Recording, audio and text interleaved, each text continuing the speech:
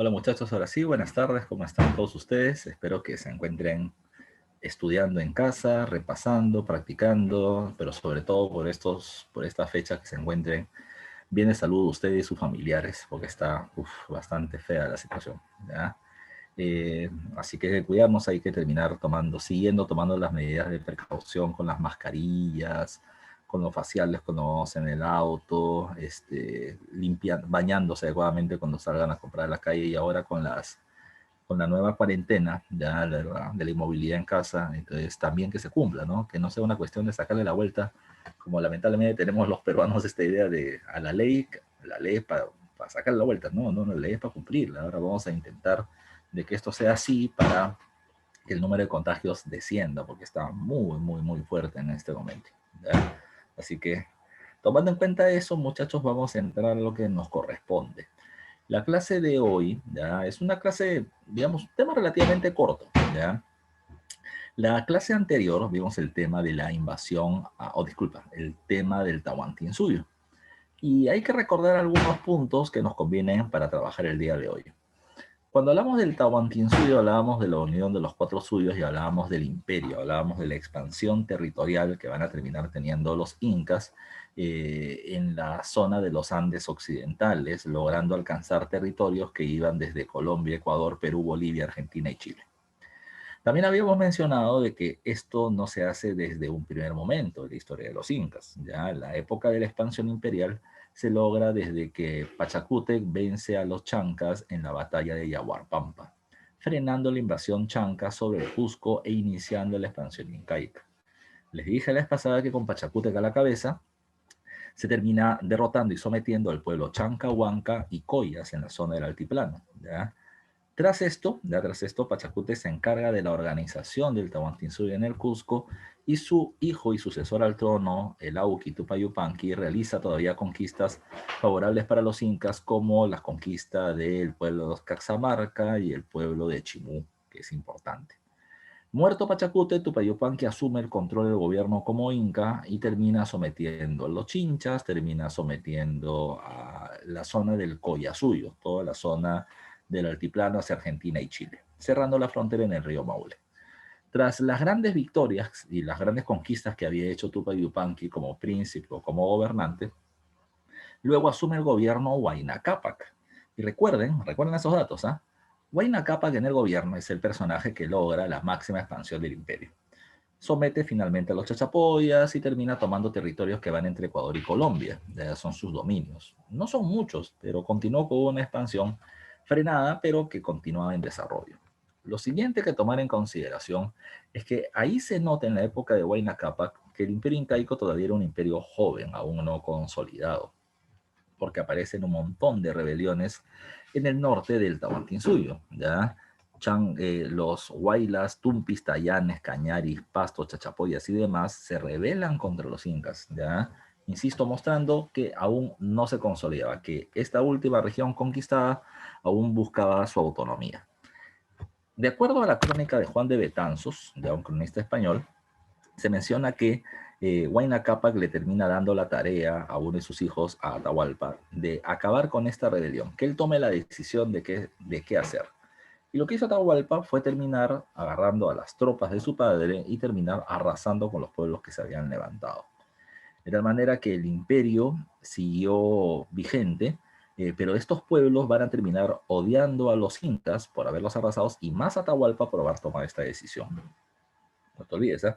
El odio de los pueblos del norte hacia los incas y hacia Atahualpa en particular.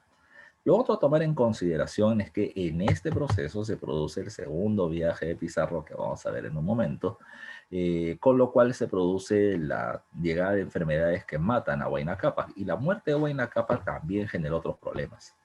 ¿Por qué? Porque al morir Huayna Cápac, Juan de Betanzos nos menciona que este termina pidiendo que su hijo Atahualpa sea el que asume el control del trono. Bueno, Atahualpa no aceptó. Terminó pidiendo ser nombrado Inca Ranting, ya que era algo así como virrey. Ya él iba a terminar dirigiendo la ciudad de Tumebamba o Quito, en Ecuador, y de ahí continuar con la expansión. Y quien asumió el control del gobierno terminó siendo Huáscar. El problema es que Huáscar encuentra un imperio que no crece igual. en donde muchos militares, muchos funcionarios y muchos nobles, sobre todo muchos nobles, terminaban requiriendo alimentos, vestidos, mujeres y beneficios mayores. ¿Qué hizo Huáscar? Agarró las tierras que le pertenecían a las panacas, a las familias de los incas, se las arrebató y pasaron a manos del Estado. Esto no gustó a las panacas, y una de ellas, la panaca o familia de Pachacútec, apoya a Atahualpa para dar un golpe de Estado sobre Huáscar. Y Huáscar termina recibiendo el apoyo de otra familia poderosa, que es la de Tupac Yupanqui, y se produce una guerra entre panacas por el poder, ¿ya? Por el poder, teniendo a Huáscar y Atahualpa solamente como títeres de esta guerra.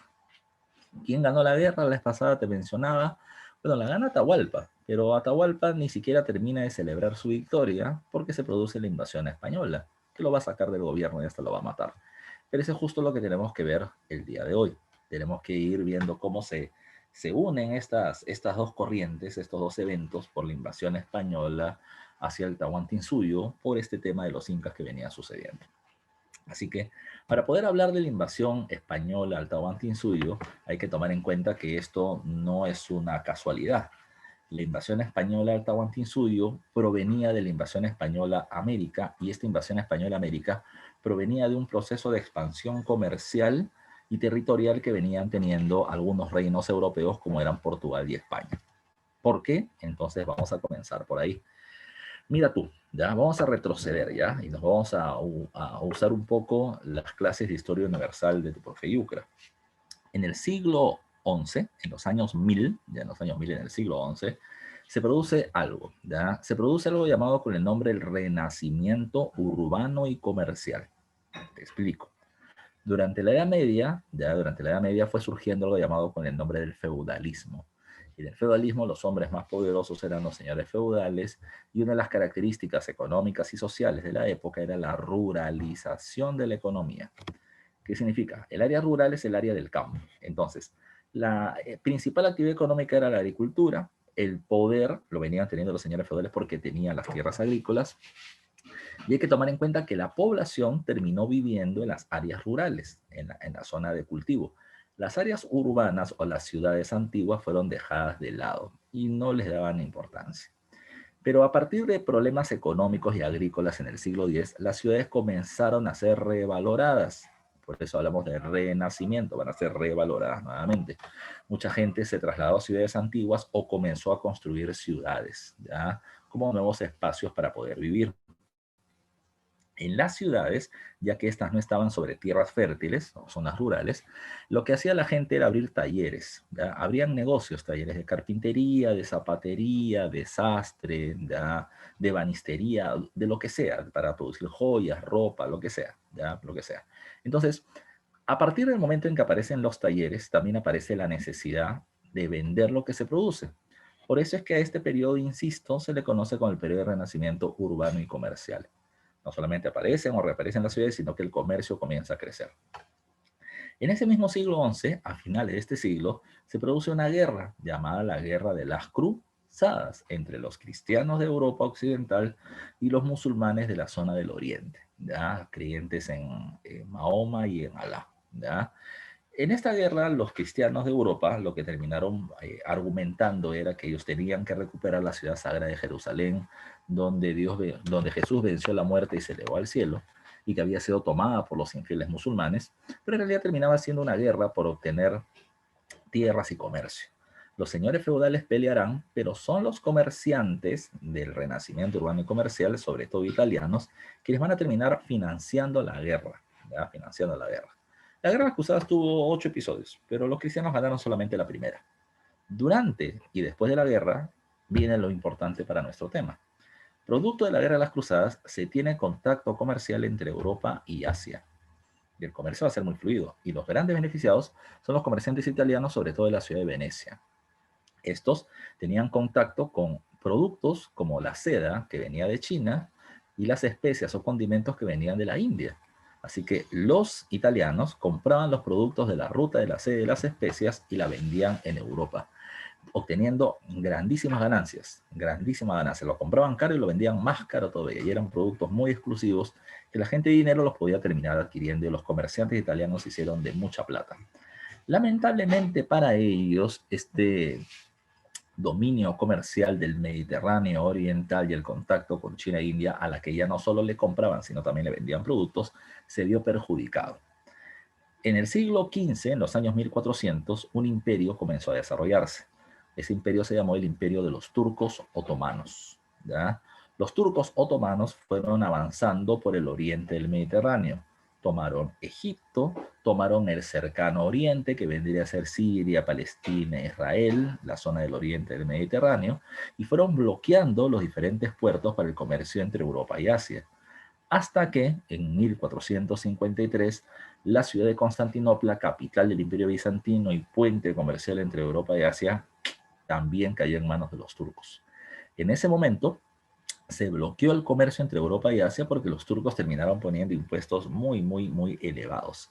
¿Qué generó eso como una primera consecuencia inmediata? Que los comerciantes italianos se vayan a la quiebra, porque no podían satisfacer las demandas de productos que ellos vendían desde la zona del Asia.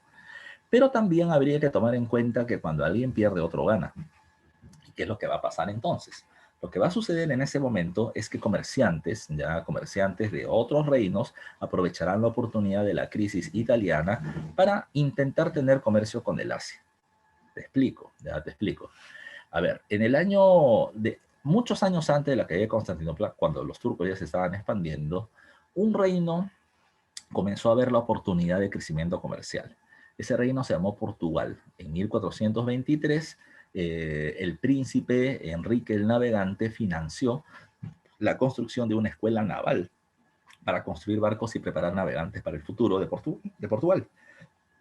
Ese personaje construyó la escuela naval de Sagres.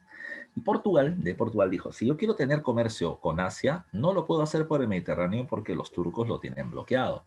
Entonces vamos a utilizar otra ruta. Portugal dijo, vamos a darle la vuelta al continente africano para poder llegar a Asia, a la India. Pero eso en el papel suena fácil, en la realidad no lo era tanto, ¿ya? Y no era tanto ¿por qué? De ahí no era tanto ¿por qué? Porque recuerden que hasta ese tiempo se creía que la Tierra era plana y tenía límites. Por eso que muchas embarcaciones se alejaban y no regresaban. ¿Cuál era el imaginario de los navegantes? Que ahí habían monstruos, como el kraken griego, que era una suerte de calamar gigante que terminaba destruyendo las embarcaciones y la tripulación. O las sirenas, que con sus cantos terminaban jalando a los navegantes y al final eran monstruos que se los comían. O, por ejemplo, estaba el caso de, ¿qué más te podría decir? Del límite del mundo. Llegaban al límite del mundo y terminaban muriendo. Entonces, ¿qué es lo que ellos terminaron haciendo? Los portugueses comenzaron a bordear las costas del África que ni siquiera se conocían por completo. Y lo fueron haciendo muy lentamente para no encontrarse con el fin del mundo y además fueron saqueando recursos de la zona del África. Fueron saqueando, por ejemplo, ¿qué cosa? Oro y diamantes que encontraban en sus costas, mataron un montón de elefantes para poder sacarle los colmillos, del cual se obtenía el marfil para poder hacer empuñaduras de espadas de un muy buen precio. O también terminaron capturando población africana y luego los vendían como esclavos en Europa, profesor. ¿Y la gente por qué compraba gente? Lo que pasa es que en el siglo XIV, un siglo antes, se había producido en Europa, y eso sí lo debes haber escuchado ya un montón de veces, la peste negra, ¿ya? Una epidemia, ¿ya? Que terminó matando un montón de gente. Entonces, como faltaba mano de obra, la venta de esclavos terminó siendo un gran negocio. ¿Qué pasó? ¿Ya? ¿Qué pasó? Aquí te estoy poniendo el escenario de qué fue sucediendo. Portugal se fue haciendo muy rico gracias a la exploración y explotación de recursos del África. En 1423 comenzó su viaje con el objetivo de bordear el África y llegar a la India. ¿Sabes cuándo llegó a la India? 1498. 1498, 75 años después, ¿ya? Mucho tiempo después, ¿eh? Muchísimo tiempo después. Ahora, ¿por qué es importante esa fecha y por qué te la resalto? Porque 6 años antes España ya había llegado a América, ¿ya? 1492 con Cristóbal Colón. Pero ahora hay que enfocarnos en el caso de España. A ver, ¿por qué Portugal comenzó sus viajes en 1423 y España todavía se va a demorar mucho tiempo? Bueno, lo que pasa es que España, para comenzar, era un territorio fragmentado. Tenía muchos reinos en su interior. Estaba Castilla, Aragón, León, Navarra, Extremadura, y había uno en particular que era el reino de Granada. Te explico. Desde el año 711, bien atrás, 711, ¿ya? El territorio de la península ibérica, España y Portugal, había sido invadida por los musulmanes. Y de ese momento se había producido una larguísima guerra llamada con el nombre de la Guerra de la Reconquista. Los españoles fueron enfrentando, derrotando ya a los musulmanes de norte a sur. En esta guerra medieval, por ejemplo, destaca la figura del Mío Cid, de Rodrigo Díaz de Vivar, como parte de estos héroes medievales que van enfrentando a los musulmanes. Pero, para mediados del siglo XV, para mediados del siglo XV, quedaba solamente un reino musulmán en toda España, el reino de Granada, al sur. Segundo caso, el segundo caso importante de este proceso es que los reinos más poderosos de España, Castilla y Aragón, se unen políticamente a través del matrimonio de sus representantes. Isabel de Castilla y Fernando de Aragón se casan y unen política y territorialmente España. Ellos además van a terminar formando el concepto o idea de la nación o el pueblo español. ¿Qué cosa es ser español? Ser español implicaba dos características básicas. Uno, ser cristiano. Para ser español tenías que ser cristiano, profe. Y todos eran cristianos, no habían judíos y musulmanes, pero tenían que convertirse obligatoriamente al cristianismo, ¿ya? Si tú eras adinerado como comerciante, por ejemplo, y no te querías convertir, no podías vivir en España, te tenías que ir. ¿Ya? Tenías que ir. La gente con plata, judíos, por ejemplo, se iban. Pero los que no tenían plata se tenían que quedar y bautizarse cristianos. ¿Ya? Hay de ti, si siendo bautizado cristiano, continúas con tus prácticas sociales, culturales o religiosas anteriores. Si te capturaban, te llevaban al tribunal de la Santa Inquisición para castigarte. Pero también, para poder ser español, además de ser cristiano, tenías que conocer o hablar el idioma de Castilla, que se convierte en el idioma de España o español, el castellano. ¿Ya? El siguiente dato a tomar en cuenta, ¿ya?, es que estos reyes ahora van a terminar haciendo la última guerra de cruzada. La guerra contra los musulmanes en Granada va a terminar siendo este tipo de conflicto. Se enfrentan a ellos y los van a terminar derrotando en la batalla de Granada de 1492, del 1 de enero. Los vencen y por lo tanto el reino musulmán fue derrotado y habían tenido una gran victoria. Pero es recién a partir de este problema, que ya acaba de ser solucionado, que los reyes de España van a poder pensar en comercio, solucionados sus problemas políticos internos. Ahora, ahí entra otra figura, Cristóbal Colón. ¿Ya? Cristóbal Colón, del cual no sabemos exactamente su origen, no sabemos en qué ciudad nació, si en España o en Italia, ¿ya?, porque hay varias ciudades que se pelean su nacimiento, ¿ya?, va a terminar desde hace tiempo atrás planteando una idea. Su idea terminaba siendo que la Tierra terminaba siendo no plana, sino que la Tierra terminaba siendo esférica, como una naranja, decía él. ¿Ya? Ah, pero mira, Cristóbal Colón termina descubriendo eso. No, esa idea es recontra antigua, recontra antigua. Te planteo, por ejemplo, Eratóstenes de Cirene, griego, de la época de Alejandro Magno, había terminado siendo un experimento, demostrando que la Tierra terminaba teniendo curvatura. Y si la Tierra tenía curvatura, decía él, bueno, esta es una porción de un círculo, entonces la Tierra tendría que ser esférica. Y es más, hizo una medición de la Tierra, pero su medición no terminó siendo exacta. No nos interesa de que tenía el concepto de Tierra esférica. Ahora, si esta propuesta era del siglo 3 o 2 antes de Cristo, ¿cómo es que Colón va a terminar diciéndola recién después de 1700 años? Lo que pasa es que hay que recordar que en Europa también se está viviendo otra cosa. Entre los siglos XIV, XV y XVI se viene estableciendo la revaloración de la cultura greco-romana o greco-latina. A esto se le llama como el Renacimiento, ¿ya? Y en el Renacimiento, Colón termina accediendo a muchos de estos textos antiguos. Por ejemplo, esta idea de la esfericidad de la Tierra. Colón plantea esto. Si estamos en la punta de mi nariz, supongamos que esta es la península ibérica, la punta de Europa, y quiero llegar a la India, que estaría en mi oreja, no puedo hacerlo por mi pómulo, porque aquí están los turcos, ¿ya? No puedo hacerlo por mi quijada, porque aquí están los portugueses que manejan la ruta africana. Entonces, ¿qué podría hacer para poder llegar hasta la India? Una acción terminaba siendo viajar hacia el occidente. Le doy la vuelta a mi cabeza y termina llegando a las Indias orientales. Ese era el plan de Colón.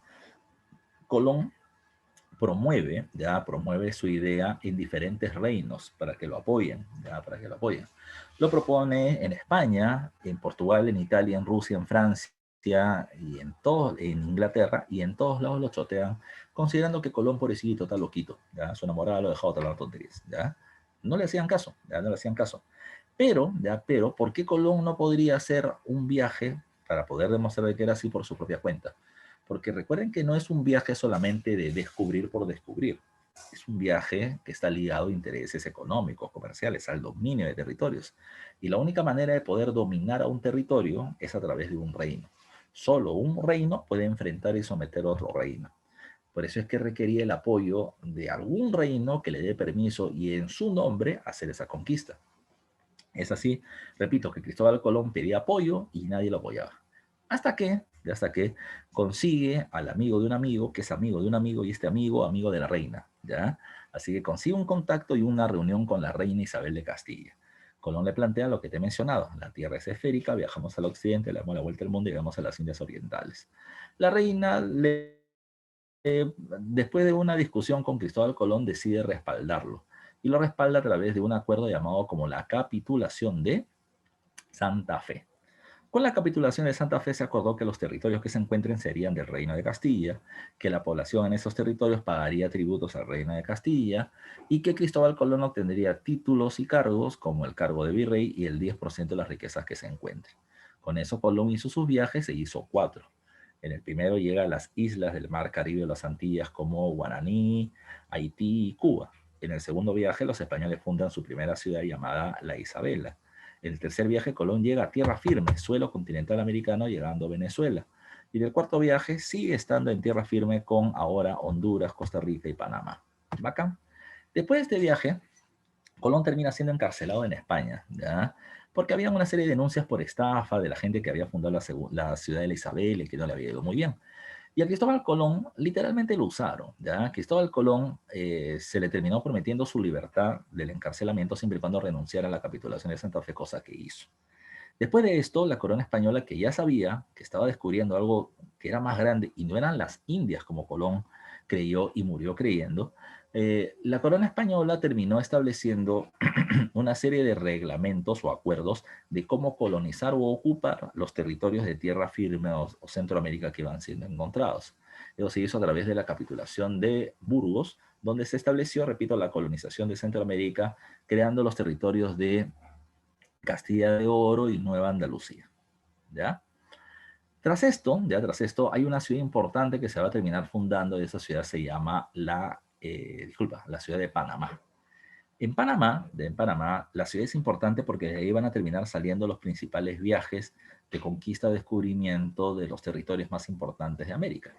Por ejemplo, de Panamá sale este personaje que está acá, cuyo nombre termina siendo Hernán Cortés. ¿Ya? A ver que salga el punterito.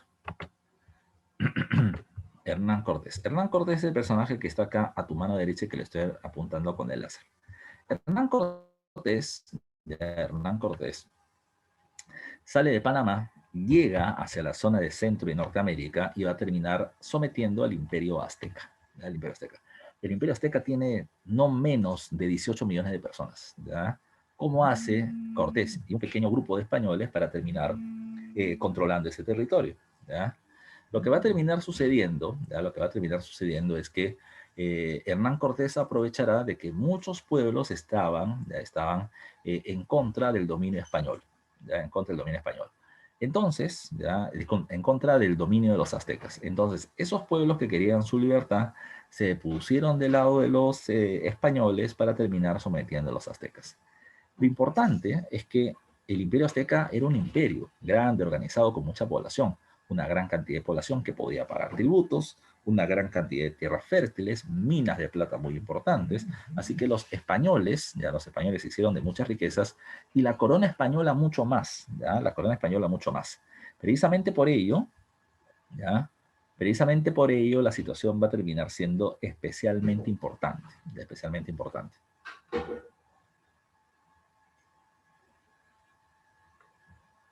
Ya, entonces, ¿qué sucedió? El rey de España, llamado Carlos I, que también era emperador de Alemania con el nombre de Carlos V, Carlos I dijo, uy, como acá me he beneficiado muchísimo de la victoria sobre los aztecas, voy a terminar dando permiso a cualquiera que quiera terminar haciendo viajes para poder descubrir territorios tan ricos como el Imperio Azteca o más ricos todavía. Así que un montón de gente se apunta a terminar saliendo de viaje a diferentes territorios para poder capturar y saquear pueblos, pero sobre todo para encontrar uno tan bueno como el de los aztecas. Bueno, es ahí donde entra otro nuevo personaje. Su nombre es Vasco Núñez de Balboa y al costado, a tu mano izquierda, está su imagen. ¿Quién era Vasco Núñez de Balboa? ¿Ya? Núñez de Balboa, Núñez de Balboa terminaba siendo el gobernador de Panamá para ese entonces. Él era el gobernador de Panamá. ¿Ya?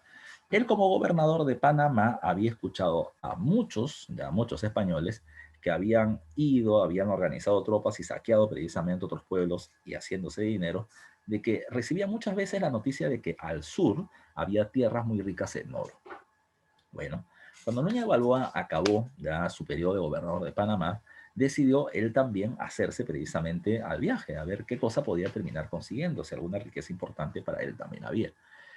Bueno, Núñez de Balboa termina llegando en uno de estos ataques a un pueblo donde el líder era un cacique llamado Comagre, con G de gato, Comagre. Y el hijo de este cacique se llamaba Panquiaco. Después de haber saqueado esta población, el hijo, Panquiaco, le termina diciendo a Núñez de Balboa, le dice, ustedes están buscando riquezas en oro, al sur hay un montón de esto, al sur hay un montón de esto. Núñez de Balboa lo desestima. Ese falso, porque hace tiempo me están diciendo lo mismo todos ustedes y nunca encontramos nada. Mira, para que veas que no es falso lo que te digo, te voy a dar una segunda noticia. Si ustedes cruzan la selva de Panamá hacia el occidente, ya van a encontrar un mar tan grande como el del que ustedes han venido. Recuerden que los españoles, para poder venir de España a América, han venido por el Océano Atlántico o Mar Tenebroso, como se le conocía. Y cruzando la selva de Panamá iban a encontrar el Océano Pacífico. Núñez de Balboa dijo, bueno, pues vamos a ver si esto es cierto. Cruza la selva panameña y encuentra el Océano Pacífico y lo bautiza con el nombre del Mar del Sur. Entonces Núñez de Balboa dice, ajá, si esa noticia era cierta, entonces también debe ser cierto que al sur hay tierras muy ricas en oro. Por eso mismo se considera que Núñez de Balboa es el primero que viene teniendo noticias relativamente ciertas acerca de del Tahuantinsuyo, del Tahuantinsuyo. Todavía no se conoce con ese nombre, pero ya se hablaba precisamente de algunas tierras muy importantes para ese entonces. ¿Qué más ya hay que tomar en cuenta? ¿Ya? ¿Qué más hay que tomar en cuenta?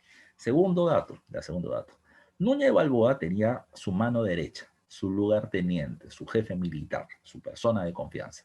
Y su nombre era Francisco Pizarro, el que está acá, ¿ya? Francisco Pizarro.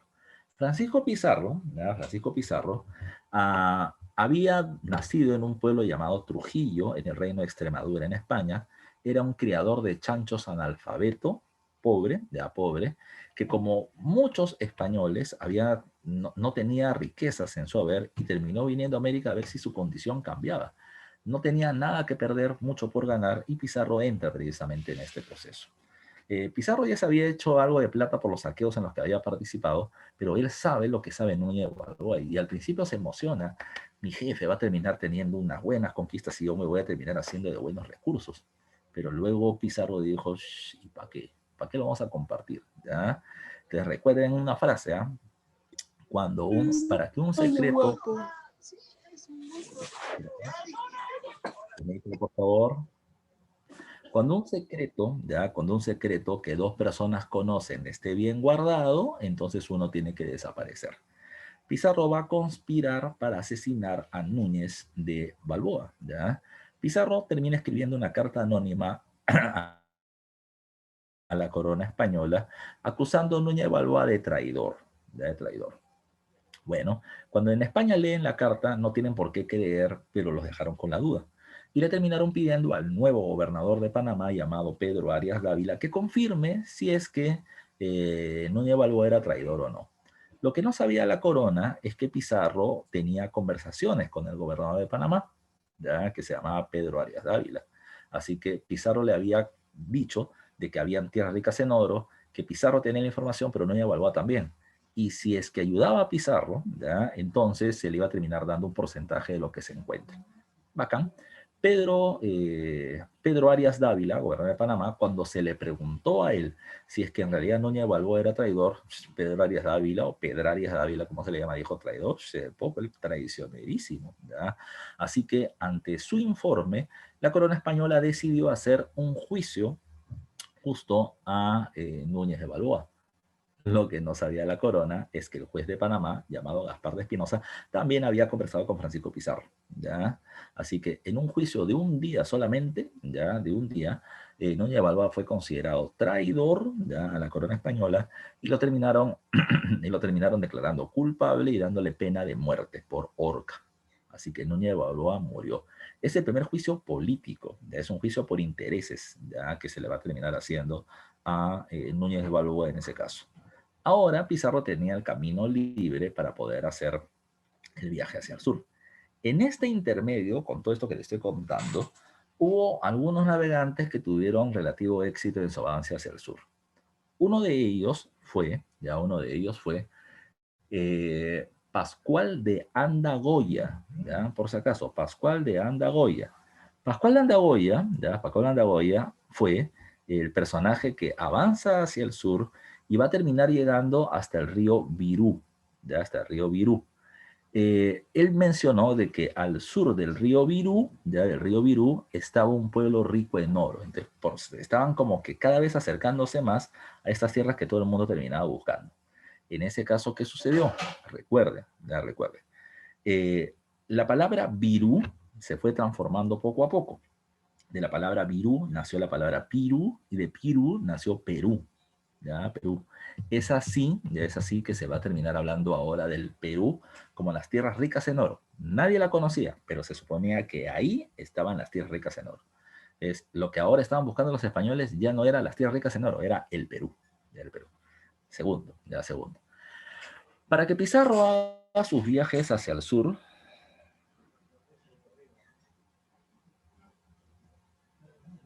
mira, ya. Repito, como haciendo este proceso hay que tomar en cuenta lo siguiente. Pizarro, para que haga su primer viaje, va a terminar formando, y escucha bien, una empresa privada. Entonces, ¿a qué te refieres con una empresa privada? Mira, supongamos que yo quiero hacer un negocio. Bueno, como yo soy profesor hace muchos años, mi negocio va a ser hacer una escuela, un colegio, ¿ya? Como yo voy a hacer un colegio, entonces, por lo tanto, ya lo primero que tengo que hacer es pensar cómo llamaré a mi colegio, ¿ya? Bueno, yo me llamo Francisco Mendoza, todos los que me conocen como Pancho, entonces yo voy a terminar formando mi centro educativo particular Panchito, ¿ya? Vamos a suponer así. ¿Qué cosas necesito hacer yo en un tiempo moderno como este? Yo me tengo que ir hacia una institución del gobierno llamada registros públicos, y en los registros públicos lo primero que tengo que ver es si algún otro colegio ha terminado utilizando ese nombre, o sea, si el nombre está vacante. ¿Ya? Si el nombre está vacante, lo registro como mío. Segundo, lo que tengo que hacer es terminar formando mi empresa, ya mi empresa. Pero para formar mi empresa legalmente, yo tengo que hacer una minuta. Tengo que hacer un documento de constitución de la empresa, y en ese documento de constitución de la empresa yo voy a terminar mencionando si yo soy el único dueño o si tengo socios, ¿ya? Si tengo socios.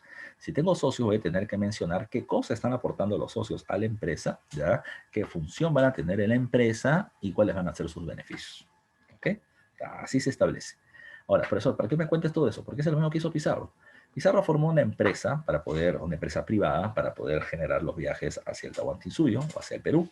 Esa empresa se llamó, como dice ahí arriba, Empresa de Levante, como dice acá al costado, la Empresa de Levante. ¿Ya? Profesor, ¿y por qué le van a llamar Empresa de Levante? ¿Porque se va a levantar toda la riqueza del Perú? No, lo que pasa es que Levante era un pueblo en España donde salían la mayoría de las embarcaciones para hacer descubrimientos de los territorios. Segundo, ya se tenía que hacer una minuta, un contrato, un acuerdo entre los socios. Por eso se terminó formando la empresa Levante mediante un acuerdo llamado el Contrato de Panamá. ¿Ok? ¿Quiénes eran los socios de Francisco Pizarro? Eran tres. Francisco Pizarro, Diego de Almagro el Viejo y Hernando de Luque. Francisco Pizarro se acordó que iba a ser el capitán del viaje. ¿Ya? Como él tenía la información de la supuesta ruta, él iba a ser el líder, ¿ya? Y el que mayores beneficios obtendría, por lo tanto, de encontrar lo que se suponía que se iba a encontrar. Segundo tenemos a Diego de Almagro. Almagro, como dice, es el encargado de los pertrechos. ¿Qué son los pertrechos? Los pertrechos eran todos los recursos que se requerían para que el viaje se pueda llevar a cabo, ¿ya? Es decir, él tenía que conseguir embarcaciones, ya embarcaciones, para poder ir al viaje hacia el sur. Consiguió dos embarcaciones maltrechas, ya, porque tampoco había muchos recursos para comprarlas. Él tenía que conseguir la tripulación que iban a ser los militares que iban a pelear con ellos. Él tenía que conseguir alimentos, armas, municiones. Todo lo tenía que comprar él. En términos actuales, sería el encargado de la logística para el viaje. Tercero, tenemos a el sacerdote Hernando de Luque. Hernando de Luque tenía dos funciones. Primero, el tesorero. La plata no era suya, la plata era del rico vecino y juez de Panamá, Gaspar de Espinosa, que además ya había terminado teniendo acuerdos con Pizarro y él es el que va a poner el dinero, ¿ya? Él tiene el dinero, ¿ya? Él tiene el dinero, se lo da a Luque y él es el tesorero. Cuando Almagro quería hacer una compra, le pedía la plata a Luque, ¿ya? Y repito, le entregaba, ¿ya? La plata es originalmente de Gaspar de Espinosa. Lo otro que hay que tomar en cuenta es que Hernando de Luque terminaba siendo, además de eso, el representante de la Iglesia Católica. Y ese dato es importante, por supuesto que sí, y te explico por qué. Los reinos europeos, llámense Inglaterra, Francia, Holanda y demás, envidiaban, vamos a decir así, a España, porque España está descubriendo un territorio muy grande, ¿ya? Con muchas riquezas y muchos tributos. De tal manera que ahora sucede algo, ¿ya? Sucede algo. Hernando de Luque, disculpa, los reinos europeos terminaban criticando a España lo siguiente, que decían, en Europa una guerra era legal, justa, cuando un reino se enfrentaba a otro con el que venía teniendo enfrentamientos, o por lo menos, ya por lo menos lo conocía. En el caso de América era muy diferente, ¿ya? Primero, los americanos, nadie conocía a España, no tenían problemas, no había conocimiento de ellos, así que la invasión era injusta e ilegal. ¿Qué decían los otros reinos? Bueno, como tú España se ingresó ilegalmente a América, entonces así como tú se ingresó ilegalmente, nosotros también podemos hacerlo. España dijo, aguanta, aguanta, aguanta. Mira, a mí no me conocían, está bien, pero ahora sí me conocen, ya por lo menos han escuchado de mí. Segundo, a ustedes no los conoce nadie, así que ustedes no van a terminar justificando mi legalidad, porque ahora sí me conocen estos pueblos americanos. Lo segundo, yo entiendo algo, no me conocían, pero a ti tampoco. Pero hay alguien que sí deberían conocer, a Dios, a Dios. Entonces, como no conocen al Dios verdadero, nosotros vamos a terminar asegurando la difusión del culto cristiano y la evangelización de esos pueblos. Por eso mismo se acordó lo siguiente, que cada vez que los españoles entren a un territorio nuevo, los españoles iban a entrar con un sacerdote al frente, ¿verdad? Una cruz en mano, ¿verdad? Y este sacerdote iba a terminar haciendo algo llamado con el nombre del requerimiento. ¿Qué decía él? Venimos en nombre de Dios a evangelizarlos, a mostrar la fe verdadera para la salvación de su alma, ¿ya? Si ustedes no la aceptan, entonces nos veremos obligados a conquistarlos para terminar salvando su alma mediante la evangelización. Ese terminaba siendo el argumento. Eso llamado requerimiento, como dice ahí también, en realidad era una justificación religiosa para la invasión territorial de España contra sus pueblos contrincantes. Eso es lo que pasó.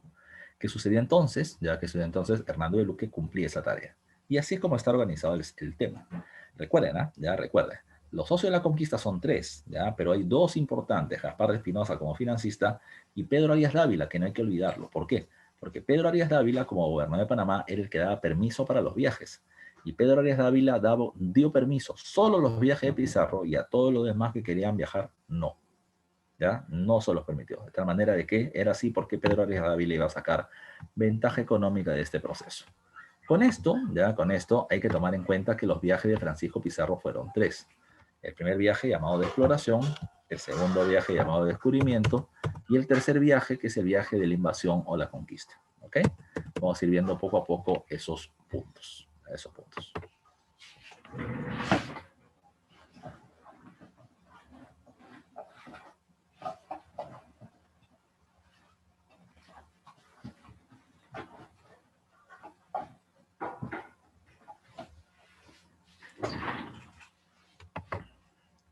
Se me desactivó la cámara. Ya, sigamos. Entonces, vamos a ver este proceso.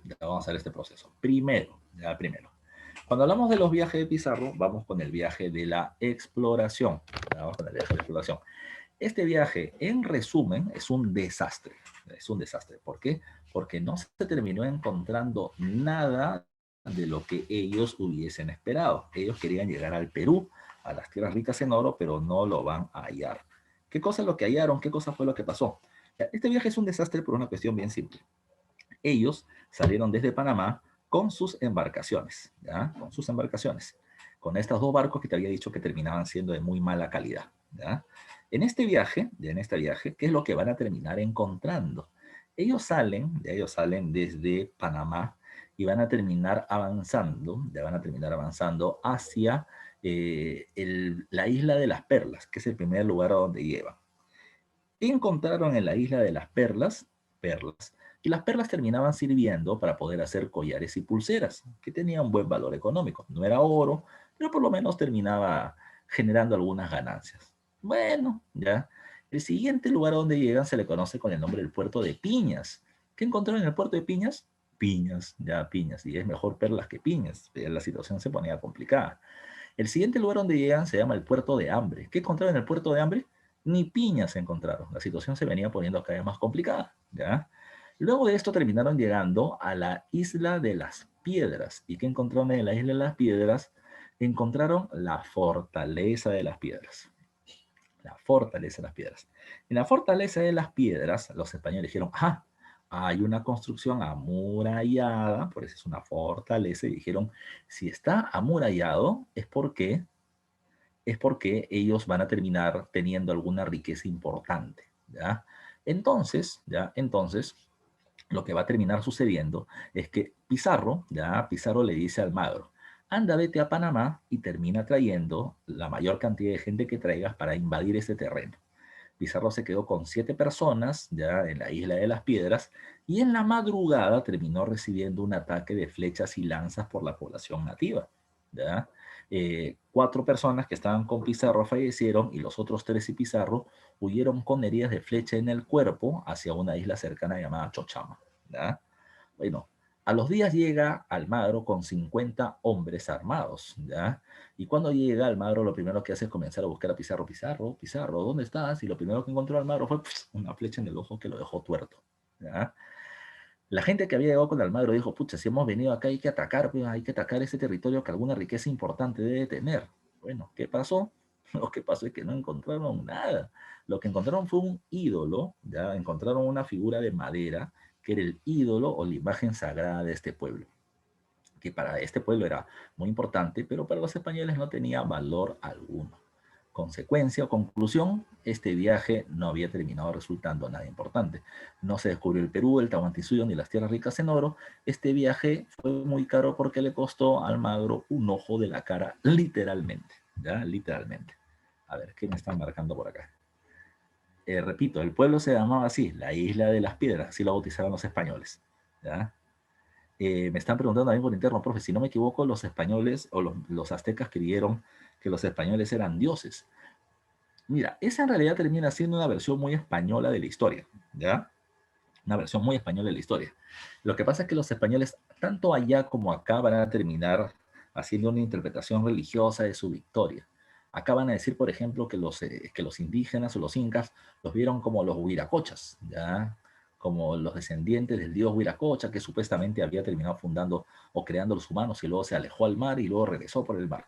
En realidad terminó siendo un mito como del retorno de los Heráclidas, como cuando los espartanos argumentan que ellos eran los dueños de Esparta y luego terminaron regresando a su territorio. No lo invadieron, simplemente están regresando a lo que era suyo. Repito, es un argumento justificatorio, pero que no tiene que ser necesariamente real. Lo que sí pasó en los aztecas es que al principio los recibieron de buena manera los españoles, pero cuando ellos quisieron quedarse con el territorio los botaron a las malas. Después lo que pasa es que cuando ellos tienen contacto con los indígenas, los terminan infectando con enfermedades y luego ingresan precisamente como los supuestamente curadores y con alianza de otros pueblos, que ya es otro cantar de la historia. Y te voy a explicar más o menos con los incas, porque es una versión semejante, ¿ok? A ver, después de este primer viaje, que repito, había sido una desgracia y donde no se habían encontrado muchas riquezas, ¿qué va a suceder? ¿Ya? ¿Qué va a suceder? Lo que sucedió es que Almagro y Pizarro se van a encontrar en una isla llamada la isla de Chochama, ¿ya? Y en Chochama, lo que va a terminar pasando es que un Almagro tuerto y un Pizarro con heridas de flecha en el cuerpo se reúnen y llegan a un acuerdo. ¿Ya? ¿Cuál es el acuerdo? Todo lo poco que se ha encontrado en este viaje se le va a terminar entregando a Pedro Arias Dávila, gobernador de Panamá, y se le va a terminar entregando a Gaspar de Espinosa, que era el financista. ¿Por qué? ¿Ya? ¿Por qué? Porque lo que se les va a decir es que lo que se le está dando es una parte de lo que se ha terminado encontrando en este viaje. O sea, que el viaje había sido exitoso, que se ha terminado obteniendo muchas riquezas y que por lo tanto sigan financiando el viaje. ¿Ya? Ese era el plan. Era el plan. Entregarle todo y que ellos estén contentos y por lo tanto quieran seguir financiando el viaje. Ahora, Almagro fue, Almagro fue a Panamá, se reúne con Gaspar de Espinosa, que es el juez y financista de Panamá, y le termina diciendo, mire, esto es lo que hemos encontrado, una parte de lo que hemos hallado, porque nos está yendo muy bien, y queremos de que tú nos sigas apoyando y financiando. Gaspar de Espinosa le dice, ya, está bien, lo voy a seguir haciendo, pero ya lo que me llama la atención, dice él, a ver, el capitán del viaje es Pizarro, pero tú consigues los barcos, negocias con la tripulación, vas, peleas, pierdes un ojo, vas y vienes constantemente hacia Panamá. Me parece que acá el que tiene el mando eres tú. ¿Ya? Entonces vamos a hacer lo siguiente, le dice eh, Gaspar Espinosa. A partir de ahora vamos a modificar la capitulación de Toledo y se va a establecer que tanto Pizarro como tú van a ser los capitanes del viaje. ¿Ok? Bueno, Almagro, ¿para qué va a decir que no, no? Si le terminaba resultando ventajoso. Después de esto, Almagro consigue una tripulación de más o menos 70 personas y decide irse hacia el sur. ¿Ya? Y decide irse hacia el sur. En ese viaje hacia el sur, ¿ya? O sea, donde estaba Pizarro, Pizarro lo ve y de frente lo comienza a atacar. O sea, no un ataque físico, ¿no? Sino le dice, oye, ¿tú eres tonto o qué? O sea, no con esa palabra, ¿no? Palabras más fuertes. ¿Tú eres tonto o qué? ¿No has visto que con las 50 personas que trajiste apenas pudimos vencer a la fortaleza de las piedras? Y si encontramos un pueblo más grande y más rico, ¿tú crees que con 70 personas vamos a terminar ganando? ¿Tú eres tonto? ¿Ya? Entonces, Almagro, después de tanto que lo criticaban, se molestó. Y Almagro le dijo, mira. Tú te me podías criticar porque eres el capitán del viaje, ¿eh? Pero ahora ubícate, porque tú y yo somos capitanes. Así lo ha designado Gaspar de Espinosa. Entonces, Pizarro se molestó. Pizarro le dijo, eres traidor, eres traidor. Te has ido donde el dueño de la plata, que es Gaspar de Espinosa, y le has ido llorar con el único ojo que te queda, ¿ya? Para decirle que tú haces todo y por eso necesitas el cargo de capitán. Pizarro sacó su espada, quiso atacar a Almagro, Almagro sacó la suya, la espada por si acaso, ¿ya? Y se quiso proteger del ataque, y los españoles tuvieron que separarlos. Ese elemento, ya, o ese evento, como está diciendo su compañera Emily, profe bronca, ¿ya? No, ese evento se llama el incidente de Atacames. Se logró evitar la bronca, pero desde ese momento ya se comienza a hablar de un enfrentamiento entre los líderes del viaje. Siguiente caso, siguiente caso.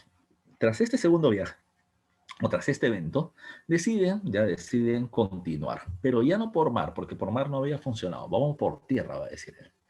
Cuando plantean ir por tierra, se produce el llamado incidente de la Isla del Gallo. ¿Qué pasó? ¿Ya?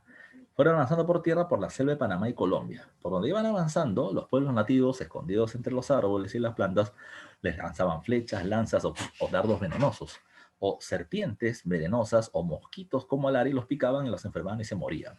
Literalmente, así terminaba sucediendo esto. ¿Qué pasó? ¿Ya qué pasó? Lo que sucedió a continuación es que Almagro constantemente regresaba a Panamá a seguir trayendo más gente para el viaje. Y en uno de esos viajes tiene una mala noticia. La mala noticia es que Pedro Arias Dávila, gobernador de Panamá, ¿ya? Lo habían retirado de su cargo, ¿ya? Y que ahora el nuevo gobernador se llamaba Pedro de los Ríos. Profe, ¿cuál es la mala noticia? No entiendo. La mala noticia es que eh, Pedro Arias Dávila era aliado. Pedro Arias Dávila le permitía solamente a la gente de Pizarro hacer el viaje hacia el sur. Pero Pedro de los Ríos no sabemos porque es nuevo, ¿ya? Porque él es nuevo. Y se podría perder los beneficios que venía teniendo Pizarro. Por eso es que ya Pizarro dijo, uy, tenemos que comprar el apoyo de Pedro de los Ríos. Así que a toda la gente que estaba con él los obligó a hacer lo siguiente. Les dijo, señores, todo lo que han encontrado, todas las riquezas que han podido hallar durante este viaje, me la van a entregar a mí, porque necesitamos el apoyo de Pedro Ríos y se lo vamos a entregar a él. ¿ya? La gente dijo, no, Pizarro, ya, piensa, Picholo. Mira, para obtener este pedazo acá de piedra preciosa que tengo acá en el cuello como pendiente, ha tenido que morir mi primo, ya, mi hermano. Yo he tenido que perder un brazo, mira las heridas que tengo en el cuerpo. ¿Cómo te voy a entregar lo único que tengo? Pues si no hemos obtenido casi nada. Pizarro le dijo, mira, la cuestión es bien simple. O me entregas eso que tienes ahí en el cuello, o te lo saco con cuello y todo, ¿ya? Así que la gente le entregaba las cosas a Pizarro, toma, ¿ya? ¿Ya? La gente se le entrega, así que Pizarro terminó embalando todo, ¿ya? Y se le entrega a Pedro de los Ríos. Con el objetivo, repito, de conseguir su apoyo. Pero vamos a ver qué cosa fue lo que sucedió. En este nuevo, en este nuevo viaje, lo que va a terminar pasando es lo siguiente. ¿Ya? Va a terminar lo siguiente. A ver, te explico, ya te explico.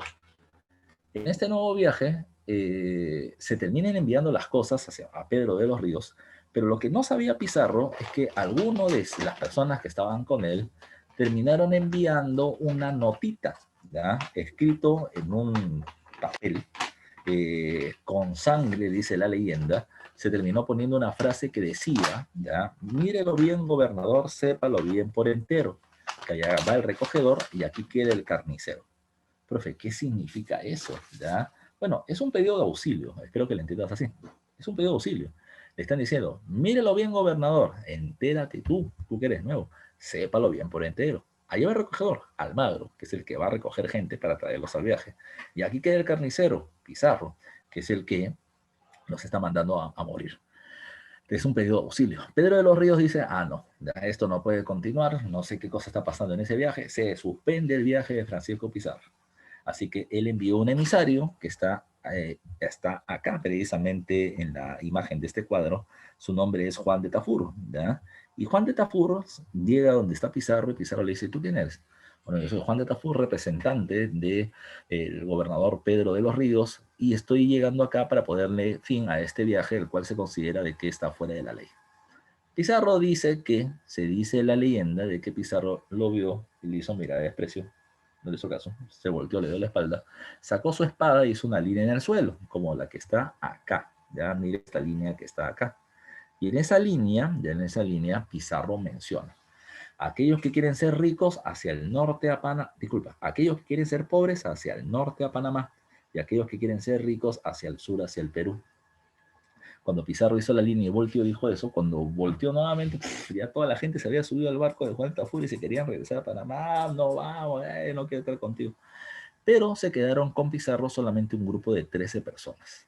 Esas 13 personas son los famosos 13 de la Isla del Gallo. ¿Ya? De la Isla del Gallo.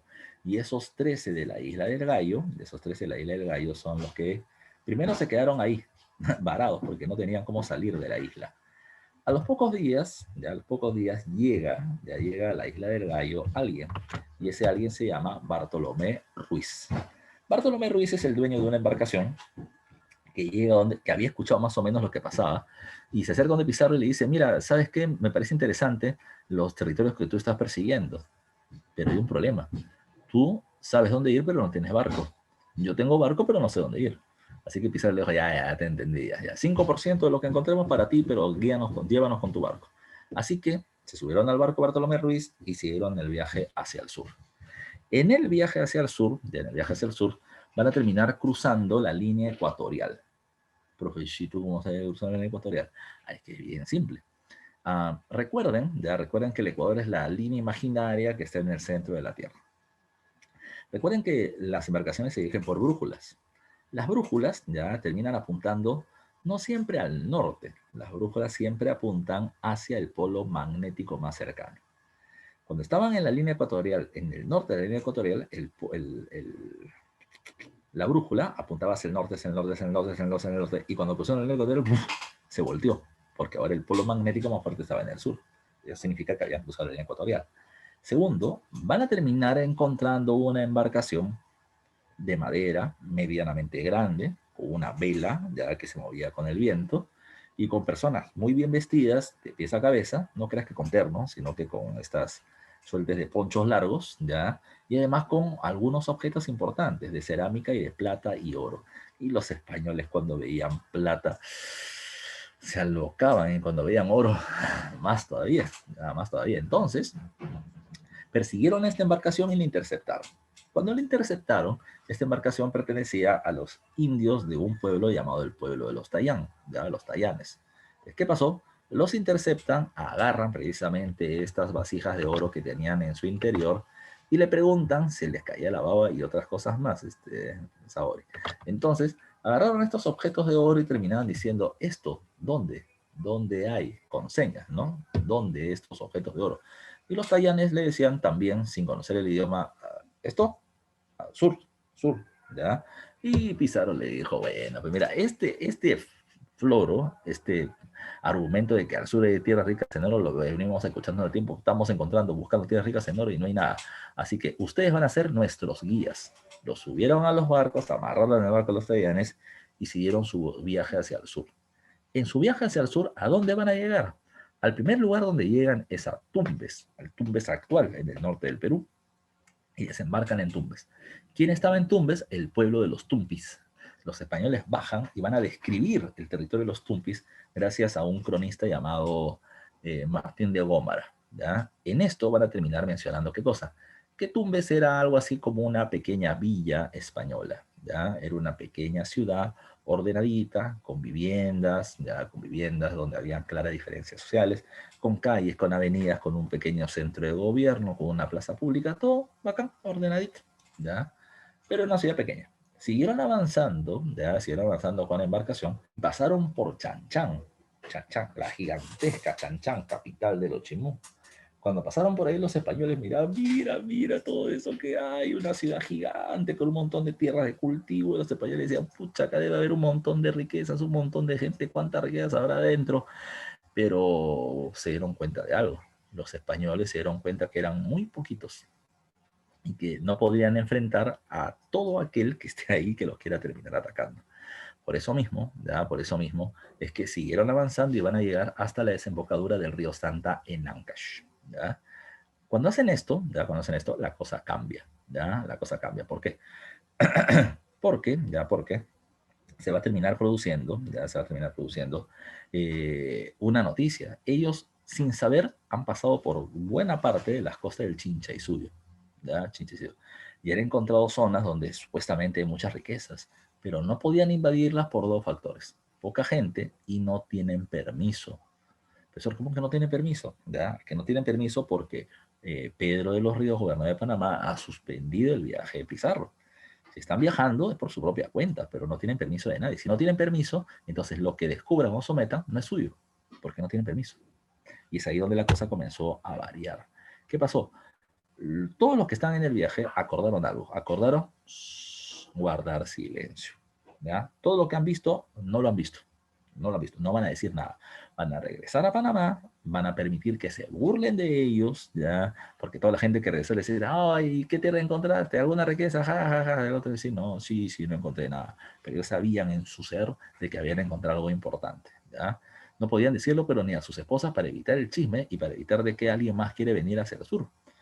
Se acordó también que se iba a juntar un dinero, ¿ya? Para que Pizarro obtenga un viaje hacia España y conseguir permiso directamente de la corona, ya de la corona, para poder invadir ese territorio. ¿Ya? Segundo punto. Tercer punto, ya, tercer punto. Se acordó también entre ellos qué cosa iban a conseguir cada uno de estos personajes. Lo primero, vamos por los menores, ¿ya? Los 13 del gallo iban a tener un título de nobleza, ¿ya? El título de caballeros de la espuela dorada, ¿ya? No sé si saben qué es una espuela. Los gallos de pelea, ya se les pone en la patita, se les pone como un cuchillo, ya se llama espuela. Como ellos habían estado en la isla del gallo, entonces se les va a terminar poniendo eso.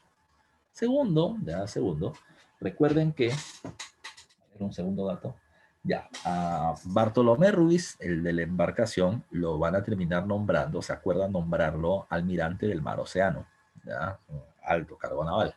Y ahora venían los tres importantes, Luque, Almagro y Pizarro. Lo primero que se acordó es que, gracias al obstinamiento de Pizarro, la terquedad de Pizarro, se habían terminado descubriendo nuevos territorios. Así que, por lo tanto, se tenía que darle a él mayores beneficios. Como él era el capitán del principio, se otorgó, se estableció de que si se creaba un nuevo territorio, entonces Pizarro tenga el grado de gobernador, de jefe político. Bacán, Almagro y Luque estaban de acuerdo. Almagro quería algo. Almagro quería ser nombrado adelantado, fundador de ciudades. O sea, cuando se invadiera un territorio, se fundaba una ciudad y el reparto de la ciudad lo iba a establecer Almagro, quedándose con terrenos él y las personas que peleen con él. Y por otro lado, Hernando de Luque quería ser nombrado obispo, jefe de la iglesia en América, ¿ya? Jefe de la iglesia en América. De tal manera que la situación era así. Pizarro, ya Pizarro, con todo eso, se va a España. Pero hay un dato importante previo a eso. Pizarro no va directamente a España. Pizarro primero se va a México, donde estaba su primo Hernán Cortés, quien había sometido a los aztecas y era gobernador. Pizarro se reúne con Hernán Cortés y esa reunión es importante por algo, ¿ya? En esa reunión cordial, Hernán Cortés da dos cosas. Primero, le da una noticia, cómo los españoles, siendo tan pocos, habían logrado vencer a los aztecas. Te dije hace un rato, bueno, lo que pasa es que los aztecas eran una confederación de pueblos donde no muchos estaban, digamos así, contentos con el dominio de la ciudad de Tenochtitlán, que era la capital, ¿ya? Entonces varios pueblos vieron a los españoles como aliados, ¿ya? Como aliados, y terminaron siendo importantes en este proceso. Segundo, que Hernán Cortés le firma a Francisco Pizarro una carta de presentación para que Pizarro tenga más rápido acceso a los reyes de España y poder negociar. Porque, digamos así, es su padrino, lo apadrina, ¿ya? Lo ayuda para que Pizarro pueda llegar rápido a los reyes. Entonces, Hernán Cortés, repito, líder de la gobernación de México, quien sometió a los aztecas y generó muchas riquezas a la corona española, pues su carta es leída, o sea, es importante. Entonces, él terminó diciendo, este es mi primo Francisco Pizarro, quiere hablar con la corona, denle una audiencia. O sea, su palabra pesa, ¿ya? Su palabra pesa. Así que Pizarro consiguió la audiencia, ¿ya? Hay una cuestión acá. Producto de esta audiencia se va a terminar firmando el acuerdo para invadir el Tahuantinsuyo, que se le conoce con el nombre de la capitulación de Toledo. Pero no es tan fácil, y acá hay una imprecisión. Yo estoy poniendo la imagen a propósito, pero es imprecisa. Acá se pone a Francisco Pizarro, y al frente al rey de España, que es Carlos I o Carlos V, Carlos V. Y se pone a Pizarro en condición de súbdito, ya sometido ante el rey, ante el rey. Y en esa situación es como si Pizarro le pide permiso al rey, pero eso no es verdad. Y no es verdad porque el rey no estaba. Cuando Pizarro llega, no se olvide lo que le dije hace un rato. Este personaje, Carlos I, era rey de 7 reinos. 7 reinos. Castilla y Aragón en España, Sicilia, Saboya y Nápoles, ya hay Nápoles en Italia, Flandes, ya Flandes que es Holanda, Bélgica y Luxemburgo actual, y el Sacro Imperio Romano Germánico o Alemania. Y de Yapa, el continente americano.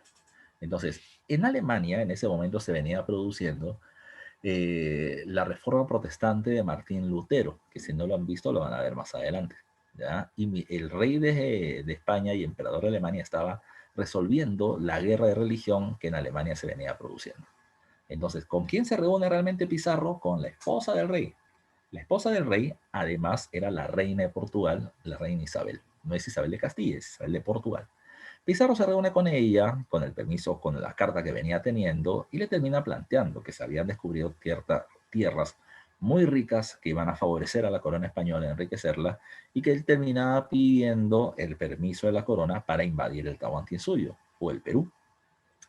La reina Isabel le dice, perfecto, te vamos a dar el permiso a través de la capitulación de Toledo y vamos a establecer lo siguiente. Desde la línea ecuatorial, ya de la línea ecuatorial, 200 leguas hacia el sur, ya hacia el sur, 960 kilómetros para ser exacto, casi 1000, ya 960 kilómetros al sur, se va a terminar formando la gobernación de la Nueva Castilla en la que tú, Francisco Pizarro, serás el gobernador o jefe político y capitán general o jefe militar de ese territorio. ¿Ya? Hasta ahí, bacán, ya tenía el permiso y ya se había establecido un nuevo territorio. La reina le pregunta, Francisco, ¿y usted tiene socios? Y Pizarro dijo, sí. ¿Y quiénes son? Dijo la madre Hernández Luque. ¿Y ellos quieren algo? ¿Ya? Y Pizarro dijo, claro que no, no quieren nada. Ellos son humildes, todo lo hacen por la corona y por el bien de España. Falso, porque tú sabes que ellos querían algo. Así que la reina dijo, pero no está bien. O sea, ellos están peleando por España y se les tiene que dar algún tipo de beneficio. Entonces, descríbeme qué cosas has visto tú. Y Pizarro va a terminar describiendo a la ciudad de Tumbes, a la pequeña ciudad de Tumbes, ordenadita y todo lo demás. La corona, la reina dijo, no se diga más. A partir de este momento, Diego de Almagro va a ser nombrado alcalde de la ciudad de Tumbes, ¿ya? Cuando él quería ser adelantado, fundar ciudades en diferentes territorios, ahora lo iban a anclar en Tumbes y no iba a poder salir de ahí. Y Hernando de Luque quería ser obispo de América, jefe de la iglesia en el continente, y lo nombraron solamente obispo de Tumbes. Evidentemente, en ese acuerdo de la capitulación de Toledo, quien mayores beneficios obtenía muy de lejos era Francisco Pizarro, a pesar que al Pizarro y Almagro eran los dos capitanes. Ya eran los dos capitanes, no se olviden. Estas diferencias en cargos, ya en cargos, también era económica. A Pizarro le correspondía un sueldo de 100.000 maravedíes, la moneda española, al año, y a Almagro le correspondía 30.000, ya 30.000 ni la tercera parte, ya ni la tercera parte. Así que esto va a terminar generando posteriormente problemas, no se olviden ustedes. Siguiente dato, ya siguiente dato. Después de todo esto, la capitulación y el permiso, Pizarro debería haber regresado a Panamá y continuar con el viaje, pero no lo hizo de inmediato, ¿ya? Pizarro, ¿qué cosa fue lo que hizo? Pizarro se fue a su pueblo. Su pueblo se llamaba Trujillo, en el reino de Extremadura, que como ya te conté, de ahí había salido Francisco Pizarro como un criador de chanchos analfabeto y pobre. Insisto, como muchos españoles que venían a América a ver si la fortuna les jugaba alguna ventaja. Pizarro ya desde el principio había terminado actuando en diferentes ataques a pueblos, saqueos y se había hecho riquezas. Era un rico vecino de la ciudad de Panamá. Pero ahora ya no era un vecino, ahora era gobernador de la Nueva Castilla, capitán general, adelantado, porque el título adelantado se lo dieron a él, alguacil y con un fuerte salario. Pizarro quiso, digamos así, pasarle por la cara, ¿ya? A todos aquellos que le habían hecho roche, pues que ahora él era un hombre poderoso. Pizarro, ya Pizarro llega a su pueblo y termina diciendo, señores, ¿se acuerdan de mí? ¿Ya se acuerdan de mí? Ahora soy noble, ahora soy noble. Y en mi casa, hoy día, fiesta, comida, trago, yo la pongo. El que quiera venir, venga. Así que mucha gente se apuntó a la fiesta de Pizarro. Y de Pizarro terminó no solamente siendo el centro de la atención, sino que en determinado momento Pizarro les cuenta a todos lo que ha terminado encontrando. Y además de eso pide apoyo, ¿eh? Ustedes son personas de mi confianza, quisiera que vengan conmigo y se beneficien de lo que yo me voy a beneficiar. Así que Pizarro primero trajo a sus hermanos, ¿ya? ¿Con quién más podría tener más confianza, no? Gonzalo, Hernando, Pedro y Juan, los hermanos Pizarro, son los que van a terminar viniendo con él, y otro grupo de gente que también veía en este viaje una forma de poder conseguir beneficios. Bacán. Con todo eso, Pizarro regresa a Panamá. ¿Qué encuentra? Encuentra un Diego de Almagro que le esperaba. Y Almagro le dice a Pizarro, ¿y te dieron permiso? Sí. ¿Y me nombraron adelantado? No. Tu título adelantado me lo dieron a mí. Y Almagro, molesto, se le quiere ir encima a Pizarro, porque ya comienzan más enfrentamientos, y es ahí donde la gente que Pizarro trajo, ¡blum!, se puso delante de él, como siendo su guardaespaldas. Me preguntan por interno, profe, ¿es verdad que Francisco Pizarro era criador de chanchos en España? Sí, es verdad. ¿Ya? Ahora, ¿qué más? ¿Ya? ¿Qué más? Cuando le salieron a la frente, Pizarro le dijo, Almagro, no te molestes, ya no te molestes. Lo que pasa es que la corona española me entregó los cargos a mí, no te los quería dar a ti. Pero como tú eres mi amigo, ¿ya? El título adelantado que yo tengo, te lo ofrezco a ti, Diego de Almagro, para que veas que te soy leal. Almagro dijo, ya, está bien, está bien. ¿Ya? Entonces ahí la situación ya se comenzó a poner tensa, ¿ya? Tensa. Lo otro que hay que tomar en cuenta, ¿ya? Profesor, y Hernando de Luque, no, y Hernando de Luque ya no estaba, se había muerto, ¿ya? Después del segundo viaje, parece que muere envenenado, no sabemos exactamente qué pasó, pero se murió el tío. Cuando se muere él, el nuevo líder religioso del viaje de Pizarro va a terminar siendo el sacerdote Fray Vicente de Valverde, que aquí está representado en una de las imágenes de las crónicas de Huamampoma Ayala, ¿ya? El cura Valverde, no se olviden. ¿Qué va a pasar ahora? ¿Ya? ¿Qué va a pasar ahora? Miren ustedes. Con todo esto, se produce el viaje, el tercer viaje, que es el viaje de la invasión. Ahí es donde también en la historia se termina haciendo toda una discusión. ¿Los españoles nos invaden o nos conquistan? ¿Ya? ¿Qué dices tú? ¿Los españoles nos invaden o nos conquistan? A ver, te quiero terminar escuchando, te quiero terminar leyendo, ¿ya? ¿Qué cosa dices tú? ¿Ya? ¿Qué cosa dices tú? ¿Los españoles nos invaden o nos conquistan?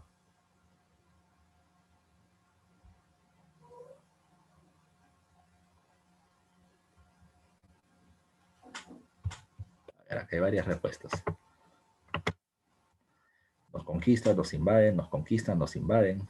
Son varias las propuestas. La mayoría dicen que nos invaden, ¿ya? Pero hay que tomar en cuenta lo siguiente. Entonces, dime tú, ¿nos invaden o nos conquistan? Nos invaden y nos conquistan, ¿ya? Eso, pues no seas comodín, pues, ya tienes que poner una respuesta. Mira, es que te explico por qué la solución que les vengo dando. Es que va a depender de algo. Te explico qué cosas invasión y qué cosas en conquista. Por ejemplo, ya, por ejemplo, muchachos que están en la clase, ya, ustedes quieren tener una amiga especial, llamemos enamoradita, ya, pregunto, ¿ustedes la van a invadir o la van a conquistar? Señoritas, ¿ustedes van a ser conquistados o invadidas? ¿Qué dicen ustedes? A ver, te quiero leer. ¿Ya? Su compañera Emily dice conquistar, yo no sé por qué las risas coquetas, ¿ya? Y la Saori dice, no, gracias, yo tengo nombre de diosa, de la diosa Atena, a mí me conquista Zeus nomás, ¿ya? Entonces, ¿a qué nos referimos exactamente con esto de la conquista o la invasión? Yo me refiero a lo siguiente, ya me refiero a lo siguiente.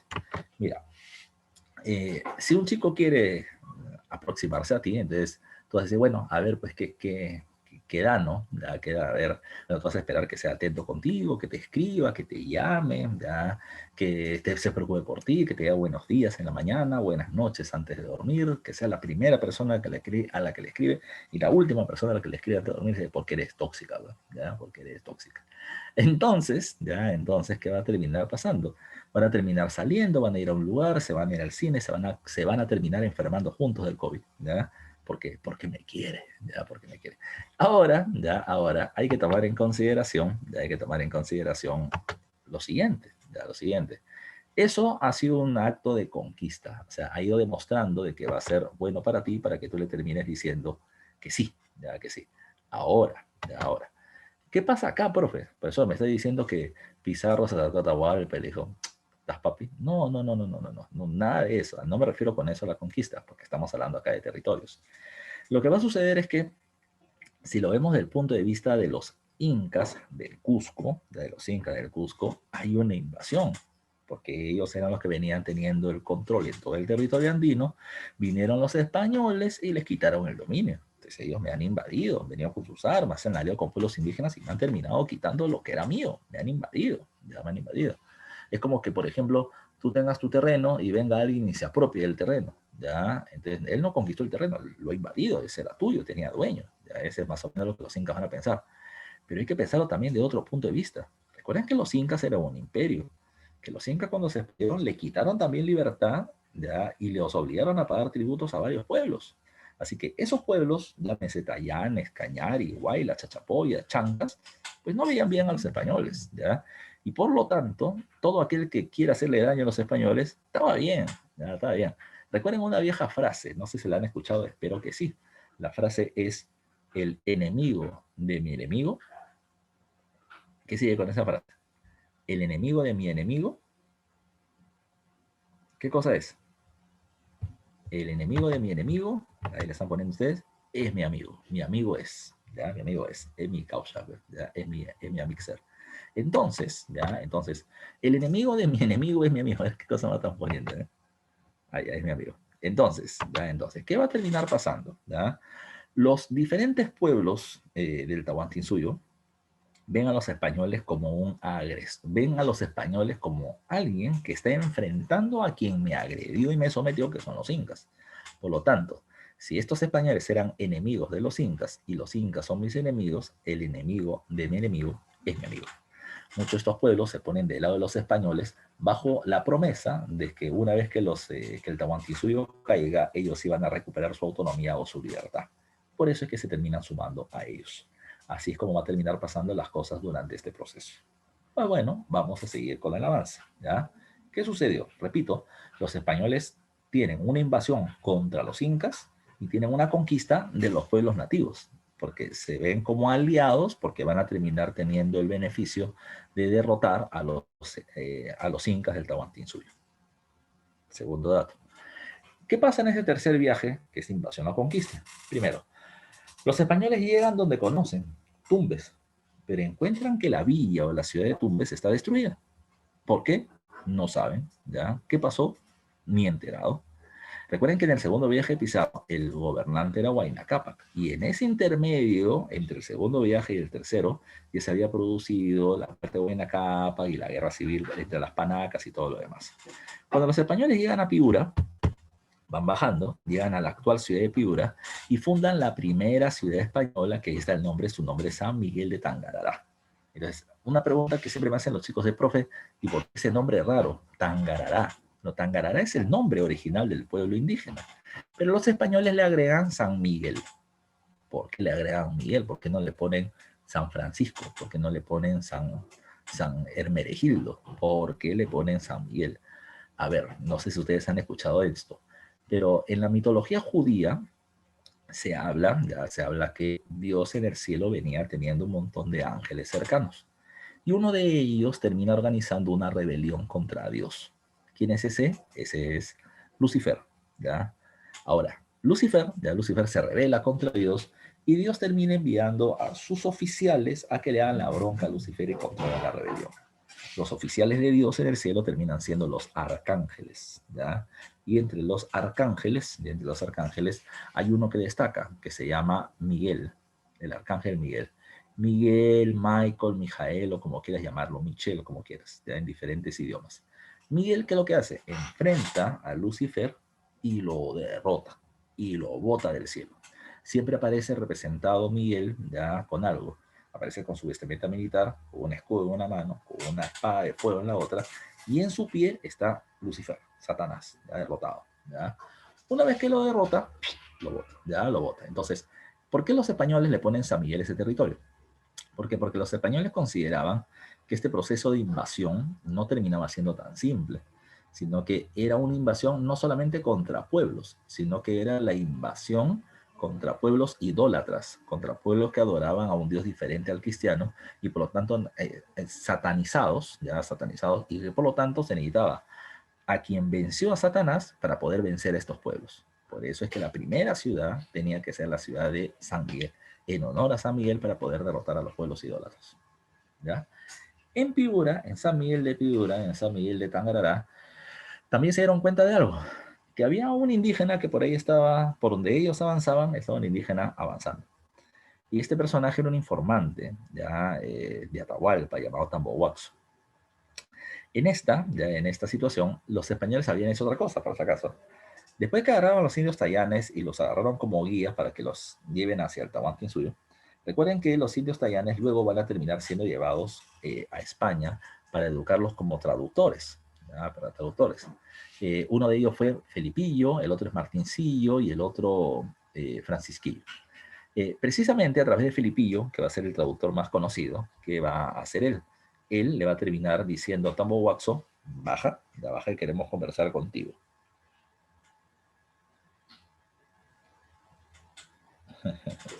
Entonces, ¿qué va a terminar pasando? Ya que va a terminar pasando. Traen a Tambo Waxo y le plantean, por si acaso, en San Miguel de Piura recién es que los españoles se enteran de la guerra entre Huáscar y Atahualpa y la victoria de Atahualpa, por si acaso. Entonces, a Tambo Waxo le dicen baja y le dicen, ¿tú quién eres? Emisario informante de Atahualpa. Y le dijeron, entonces quiero que nos consigas una reunión con Atahualpa. Tambohuaxo va a Cajamarca, donde está Atahualpa, y dice ya, Atahualpa dice que sí se va a reunir con ustedes, pero en Cajamarca, allá en Cajamarca, en la sierra. Bueno, los españoles dijeron, vamos, ¿eh? Si es para reunirnos con el Inca, vamos. Se fueron para Cajamarca y los españoles se van a terminar metiendo en un territorio complicado. Se van a meter en un territorio llamado como el Canchón de Cajamarca, literalmente un territorio encerrado. Encerrado. Cuando digo encerrado es porque estaba rodeado de cerros, ¿ya? Por eso digo que es encerrado. En este lugar encerrado, es que Atahualpa, es que los españoles van a terminar poniendo toda una estrategia de ataque. En los vértices de este lugar, ¿ya? En las esquinas, van a terminar poniendo cañones, ¿ya? Cañones. No eran grandes cañones lo que había entre los españoles, eran culebrinas, unos cañones pequeños nada más, pero que van a cumplir su función. Atrás estaban los españoles a caballo, con armadura, escudo, espada y arcabuz, que era como una escopeta. ¿Ya? Cuando llega a Atahualpa, la gente de Atahualpa llega desarmada. Y te voy a explicar cómo llega. ¿Ya? Lo primero que van a terminar haciendo, ya lo primero que van a terminar haciendo es que llegan los, ¿cómo se llaman estos? Se me va el nombre, los sicuris, ya llegan los sicuris. Con tambores, llegan con zampoñas haciendo música porque entraba el Inca. Detrás de ellos llegaban militares pero desarmados, porque ellos no venían a pelear, vienen a conversar, solamente están mostrando que son muchos. Detrás de ellos llegan mujeres que están lanzando flores al piso, detrás de ellos llega un anda, como si fuera una procesión, en donde están trayendo al señor del Chincha y suyo. Detrás de estos, otro grupo de mujeres más grandes lanzando cosas al suelo, flores, otras que recogían los cabellos que se le caía a Atahualpa, otras que terminaban recogiendo sus escupitajos de Atahualpa, ¿ya? Y demás, porque todo esto era sagrado porque él era el hijo del sol, ¿ya? Así que todo eso tenía que ser quemado luego. Y esto, ¿ya? Y con todo esto llegan al Calzón de Cajamarca. Es ahí donde viene el cura Valverde, que aquí está representado en la crónica de Guamampoma. El cura Valverde se acerca con Felipillo, ¿ya? Esto no pasó, nunca fue Pizarro con él, ¿ya? Se acerca con Felipillo, con el indígena que ahora servía de traductor. Y se termina haciendo una pequeña conversación, primero que no terminaba estando ligada con el tema. ¿A qué? ¿Ya? ¿A qué me refiero? Lo primero que va a terminar pasando, ¿ya? Lo primero que va a terminar pasando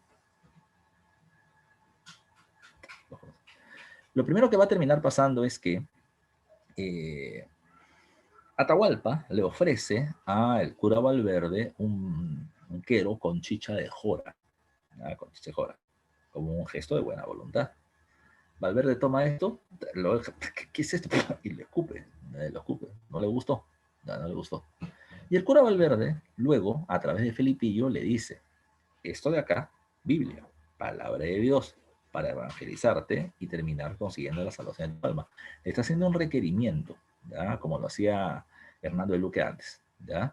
Atahualpa, como le habían despreciado su chichejora, agarró esto, la Biblia, no le entiende porque no conoce palabra escrita, y agarró la Biblia y la botó. El cura Valverde dijo, no, horror, ¿ya? Así que ataquen, y comenzó el ataque. Los ataques comienzan con los cañones, ¿ya? Primero hay que tomar en cuenta que la población indígena no conoce arma de fuego, ¿ya? Entonces cuando ¡boom! Suena la bala del cañón, es como si fuera un estruendo de un trueno, Dios. Se terminaron asustando, porque también, por eso te terminé describiendo quiénes entraban. Recuerden que acá hay mujeres que lanzan florecitas, ¿ya? Y hay hombres que terminan siendo músicos. Entonces, no son hombres de guerra, no son personas de guerra. Cuando escuchan el boom, el estruendo y una bala que termina arrasando piernas, brazos o gente que la va matando, pues todo el mundo se desespera y quiere salir huyendo y se termina haciendo un molondrón. Los españoles de atrás, boom, boom, comienzan a disparar los arcabuces, comienzan a tirar balas y luego vienen con sus caballos, con sus armaduras y sus espadas, matando gente para terminar llegando a Atahualpa. El objetivo es chapar a Atahualpa, chapar a Atahualpa. Cuando ellos logran hacer todo esto, cuando avanzan, después de un duro enfrentamiento, nos describe Pedro Pizarro, ¿ya? Atahualpa termina siendo tomado prisionero, ¿ya? Termina siendo tomado prisionero. Lo capturan. Pero ahí no queda todo, ahí no queda todo. ¿Por qué? Porque lo que pasa a continuación es que cuando Atahualpa estaba prisionero, lo van a dejar como tal en Cajamarca. No entiendas, por si acaso, que Atahualpa estaba entre barrotes, encerrado, sin comer. No, no, no, no, no, ya para nada.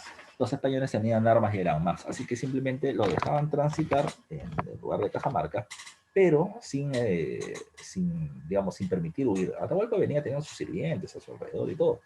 Los españoles estaban haciendo hora, ya estaban haciendo hora, porque lo que querían era un rescate por Atahualpa, ya querían riquezas.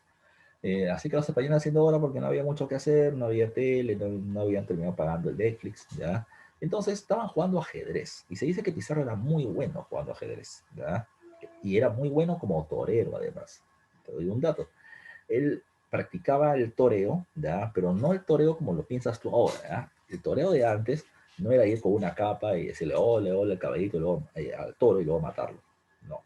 El toreo de antes era mucho más interesante. El toreo de antes tú ibas con una capa e ibas con un palo largo, largo, largo, bien largo, como si fuera una jabalina, o para poder hacer ese salto alto.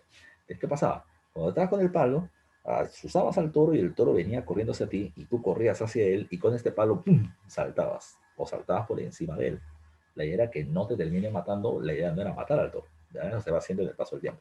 Pizarro era muy bueno con eso, se dice, ya se dice. Ahora, ¿qué pasó? ¿Ya qué pasó? Pizarro le ganaba a todo el mundo en el ajedrez, hasta que Atahualpa, que le estaba mirando y mirando y mirando y mirando, Atahualpa le dijo, te juego, ¿ya?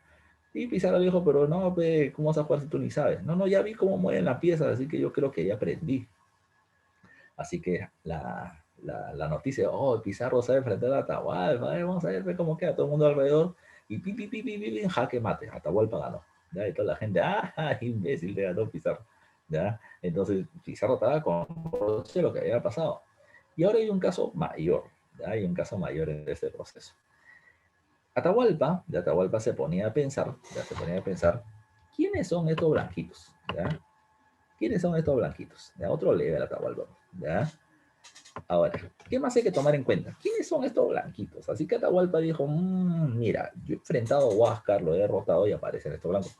Deben ser gente de Huáscar, pues, deben ser huascaristas, ¿ya? Eso es lo que Atahualpa pensó.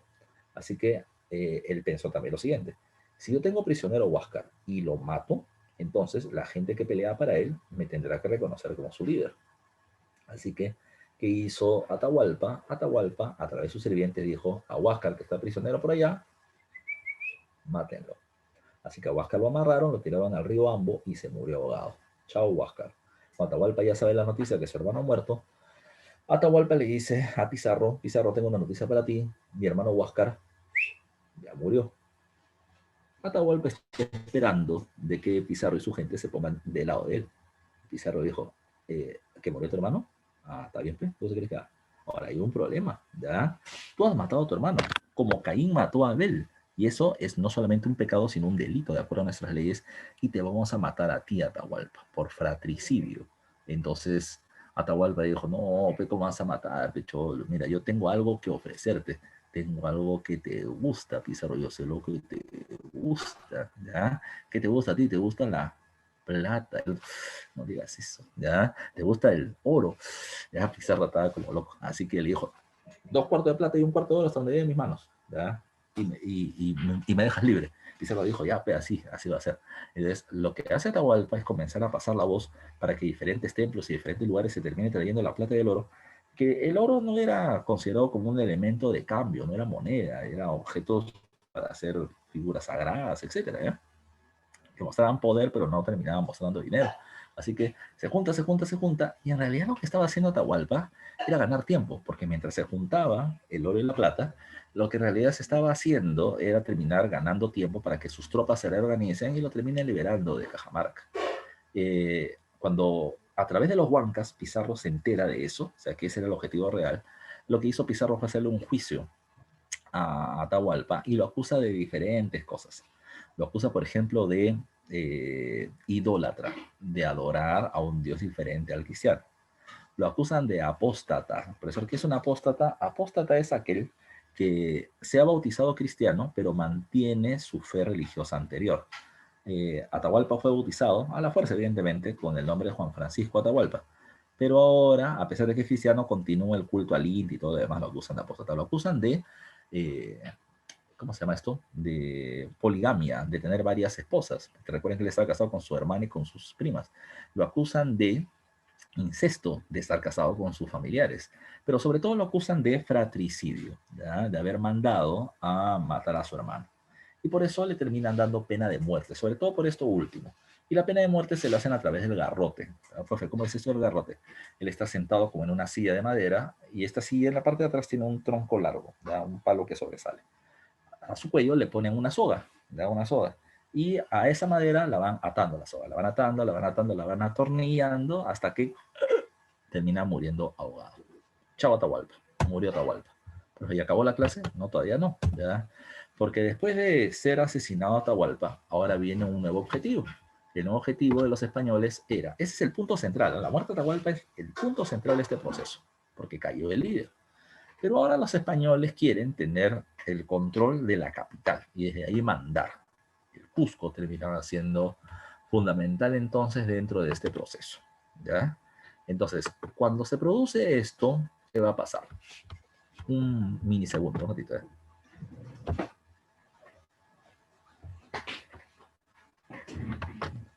Ya, sigo. ¿Qué pasó? ¿Ya? ¿Qué pasó?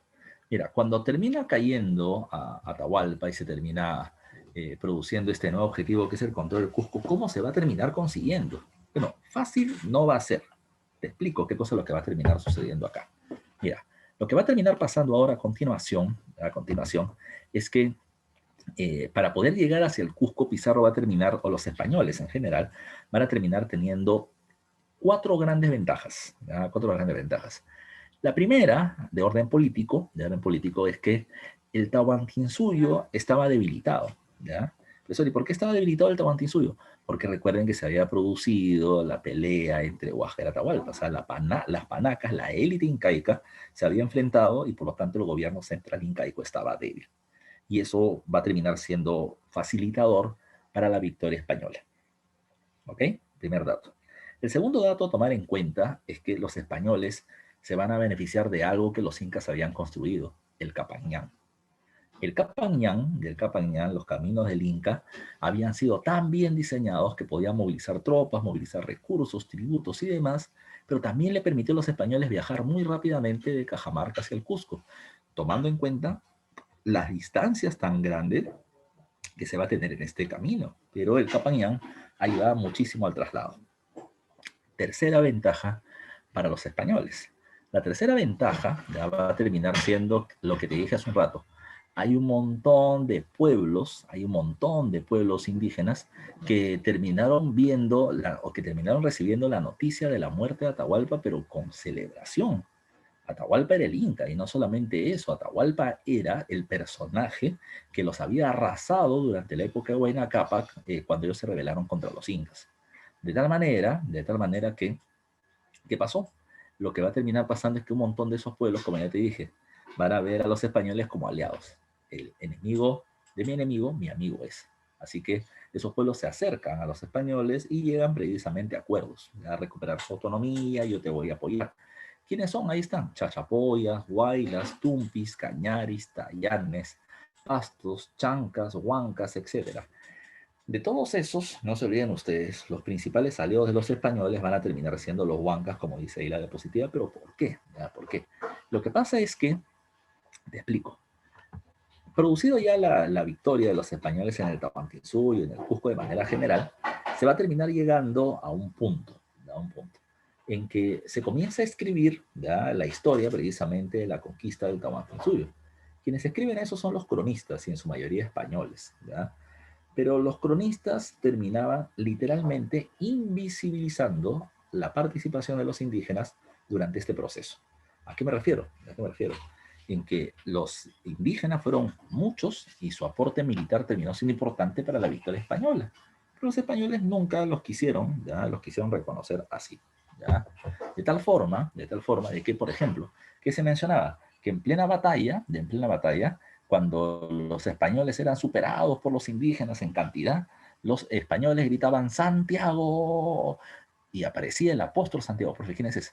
Mira, en la guerra contra los musulmanes que tuvieron los españoles, ellos hablaban de que el apóstol Santiago, el apóstol de Jesucristo, terminaba apareciendo en el cielo, ya montado en su caballo y con una espada de fuego, ya, que terminaba matando a los musulmanes o moros. Por eso le llamaban Santiago Matamoros, ya. Entonces, cuando los españoles también venían teniendo problemas por acá, gritaban Santiago y aparecía Santiago Mata Indios, y el cielo mataba precisamente a los indígenas enemigos de los españoles cristianos. Pero también aparecía la Virgen, ¿ya? Las vírgenes, la Virgen María, la Virgen de Belén, etc. ¡Pum! Atacaban, hacían de que hubiera una neblina y que los indígenas no sabían dónde estaban los españoles, o hacían que crezcan los ríos y terminaban matando a la gente. Así hablaban, ¿ya? O sea, todas las victorias eran porque ellos son cristianos, ¿ya? Y los elementos cristianos terminaron siendo importantes para su victoria. Los huancas, ya, los huancas, van a terminar haciéndole juicio a los españoles acá y le van a decir: oh, aguanta, mi compadre, aguanta. Nosotros hemos terminado trayendo alimentos, ya, alimentos, te hemos traído animales de carga, hombres de guerra, con todo eso te hemos apoyado y no nos quieres reconocer, ya, nuestro apoyo, y no nos quieres dar nuestros beneficios. Así que los huancas le hicieron juicio a los españoles acá. En los juicios, Francisco Pizarro no les quiso hacer caso, ¿ya? Ya, no les quiso hacer caso. Como dicen, fuera, loco, que no te va a terminar dando nada, ¿ya? Y como los huancas no les quisieron escuchar, los huancas hicieron otra cosa. Los huancas fueron a España los huancas, y le hicieron juicio a España en España, ya en España. Cuando se hizo el juicio, lo más interesante eran las pruebas que tenían que mostrar. ¿Cuáles fueron las pruebas que mostraron los huancas? Los huancas ya fueron con sus quipus, estaban los quipus camayots, y estos quipus, que eran supuestamente escritura, los huancas los comenzaron a utilizar. Sacaron los quipus en la mesa, ya, y comenzaron a decir, el día tal, a tal español, le dimos tanta cantidad de armas, alimentos, etc. El día tal, tal cosa, el día tal cosa, el día tal cosa, tal cosa, y comenzaron a contar esto como si fueran documentos. Entonces los españoles dijeron, chuma, ¿y esto? Escritura, pues, acá yo guardo toda mi información, ¿ya? Así que eso es lo que hemos dado y es lo que nos quieren reconocer, y yo quiero que la corona española pues se porte bien, ¿ya? Así que después de mostrar eso, la corona española le dio a los líderes huancas títulos de nobleza por el apoyo en la conquista del Tahuantinsuyo y le dieron una serie de beneficios tributarios a este pueblo, ¿ya? Pues ahora, los huancas desgraciados, ¿ya? Esa es una de las cosas que siempre mencionan, ¿no? Los huancas traidores, ¿no? Sí les reconocieran, ¿no? Como les he planteado hace un rato, pero no es que sean traidores, es una cosa que yo siempre quiero hacerles recordar. Los huancas no es que sean traidores, los huancas eran un pueblo sometido por los incas que terminaron viendo la oportunidad de liberarse y se pusieron del lado del caballo ganador que era España, que supuestamente iba a darles beneficio, pero ahora no se lo querían reconocer, ¿ya? Entonces, eso hay que tomarlo muy en cuenta, ¿ya? Ahora, ¿ya? ¿Qué pasó? Ese es un dato importante, repito, ya van tres, ¿ah? El Capañán, el hecho de que la élite incaica esté debilitada por la guerra civil y el apoyo de varios pueblos que buscaban su libertad. El cuarto elemento importante para la victoria de los españoles terminaba siendo este. Para poder avanzar hacia el sur, ¿ya? Para poder ingresar al Cusco, disculpa, se requería de algo. De acuerdo a la ley incaica, solamente los nobles podían ingresar al Cusco, solo los nobles, y los españoles no lo eran. Así que un grupo de las panacas, la panaca de Huáscar y Tupaypanqui, que habían perdido en las guerras civiles, se acercan a los españoles y les dicen eso, ¿no? O sea, ¿quieres ingresar al Cusco? No puedes porque no eres noble. Nosotros sí, pero no tenemos el apoyo que requiriéramos. Y ustedes españoles tienen fuerza y tienen apoyo de otros pueblos. Entonces vamos a hacer lo siguiente. Si ustedes nos apoyan a nosotros a terminar ingresando al Cusco y nombrarnos Inca, ya nosotros les permitimos a ustedes entrar al Cusco, porque en el Cusco tenemos templos que tienen una gran cantidad de oro. Ya sabes cómo se ponen los españoles. Entonces ya los españoles dijeron, te apoyo. Entonces, los españoles apoyaron inicialmente a que este personaje que está acá, Tupac Hualpa o Toparpa, o el Inca Títere, como luego va a ser denominado, sea el personaje que iba a ser nombrado como gobernante en el Cusco. Pero en el camino de Cajamarca a Cusco también hubieron problemas. ¿Cuáles fueron los problemas? Los generales de Atahualpa, que no habían logrado liberar a su líder, no querían que los españoles y sus aliados terminen llegando al Cusco, porque si esto pasaba, los generales de Atahualpa iban a ser vistos como renegados, perseguidos y asesinados. Así que ellos querían que alguien suyo sea gobernante, un hijo de Atahualpa llamado Tito Tauchi. Entonces, en el camino, ya uno de estos oficiales, uno de estos generales llamado Calcuchima, le hace la bronca a los españoles, intenta que los pueblos no se pongan del lado de ellos, pero al final terminó siendo capturado. En el camino hacia el Cusco se acusa a Calcuchimac de haber envenenado a Tupahualpa, lo cual es raro porque él estaba atado de manos, así que cómo lo va a envenenar, no sé, a menos que tenga algún tipo de yuxu así especial, ¿no? Pero no podía hacerlo. Lo más probable es que quien haya matado a Tupahualpa sea el propio Manco Inca, ¿ya? Que va a ser el beneficiado de toda esta muerte. Cuando muere Tupahualpa, Manco Inca va a ser el nuevo personaje al que se le propone para que sea Inca o gobernante. Cuando Manco Inca entra al Cusco, la cosa cambia, ¿ya? Y la cosa cambia, ¿por qué? Porque Manco Inca va a ser proclamado Inca, le pone la máscara y pacho, la corona para ser gobernante, y su primera medida fue matar en la hoguera, quemar vivo a Calcuchima por haber matado a Tupahualpa. Y lo segundo es terminar permitiendo que los españoles entren a la ciudad. Los españoles cuando entran a la ciudad, ¿qué hicieron? Bueno, entraron a los templos y los saquearon. Y Manco Inca le dijo a la gente, tranquilos, tranquilos, déjenlos más, ya, déjenlos. Los españoles, además de eso, sacaron a las panacas de sus barrios, de sus casas, los botaron y los españoles se metieron a vivir ahí. Y los Manco Inca le dijo, déjalos. ¿Por qué? Porque la idea Manco Inca era la siguiente. Estos españoles y su fuerza me sirven para que yo pueda asumir el control del gobierno. Y una vez que lo tenga, ¿qué voy a hacer? ¿Ya? ¿Qué voy a hacer? Los españoles se van a ir. Una vez que saquen, se van a ir y yo me quedaré con el gobierno. Pero como tú ya sabes, los españoles no se quedaron pues 3 años, se terminaron quedando 3 siglos. ¿Ya? 3 siglos. Manco Inca va a pasar de amigo de los españoles a enemigo de estos cuando no reconozcan su autoridad y producto del abuso contra las panacas. Pero ese ya es otro cantar que nos corresponde ver en otro momento. Pues hasta acá vamos a hacer la clase. La próxima semana tenemos que hablar de el virreinato. ¿Ya? Tenemos que hablar del virreinato. Pero eso todavía lo vemos la próxima semana. Vamos terminando con las preguntas del avance de la semana. ¿Ya? A ver si es que podemos responder mutuamente. Vamos a responder. A ver. Primero dice, la empresa invasora española durante el primer y segundo viaje de Pizarro presentaban capitales. Recuerden, en el primer y segundo viaje, ya Gaspar de Espinosa es el hombre de la plata, es el hombre de la plata. Así que ellos habían formado una empresa privada y tenían capitales privados, ya privados. Por eso es que la clave termina siendo la B de besito, ya es la mejor clave. ¿Ok? Es recién después de la capitulación de Toledo, ya que se viene teniendo un capital o un apoyo estatal o público, ya. Pero recién es en el tercer viaje. Pregunta 2 dice, papel que cumplió el gobernador de Panamá, Pedro de los Ríos, durante los viajes realizados por los conquistadores. Recuerden que Pedro de los Ríos, Pedro de los Ríos, el gobernador de Panamá en el segundo viaje suspende el viaje, no da permiso para que este continúe, y es así que los 13 de la Isla del Gallo continuarán con el mismo. Entonces, ¿por qué es importante él? ¿Apoyó a los conquistadores en su búsqueda? No. ¿Impulsó la exploración de Pascual de Andagoya? Tampoco. ¿Se opuso a la exploración llevada a cabo por Pizarro y Almagro en el segundo viaje? Sí, se opone porque él la suspende, ¿ya? Y van a continuar solamente los 13 de la Isla del Gallo. Entonces, en la 2 la clave es la C, como está respondiendo. Muy bien. Pregunta número 3.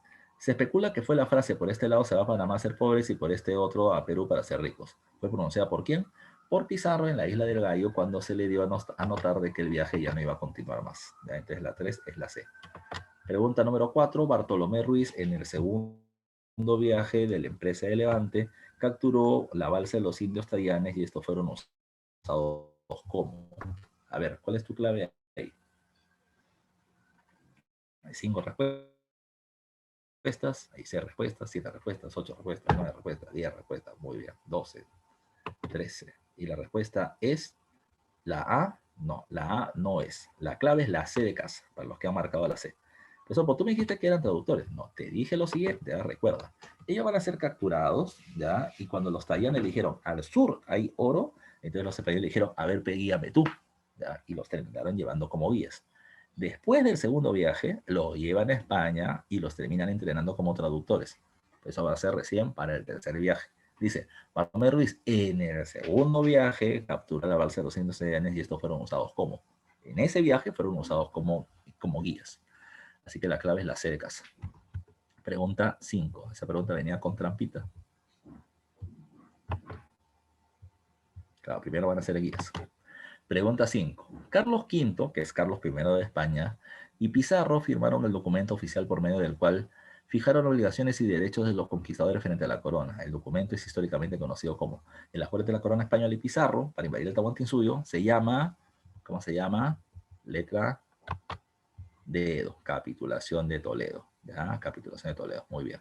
Y la de Colón, no se olviden, ya no se olviden, es la capitulación de Santa Fe.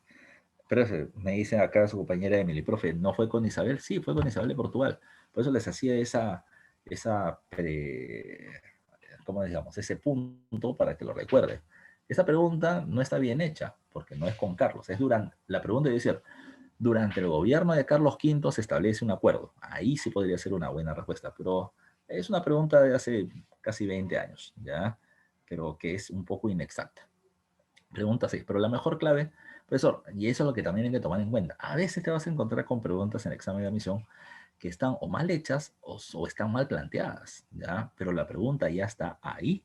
Y si ya está ahí, hay que marcarle clave, ¿ya? Así que lo único que quedaba acá, certero, terminaba siendo la capitulación de Toledo.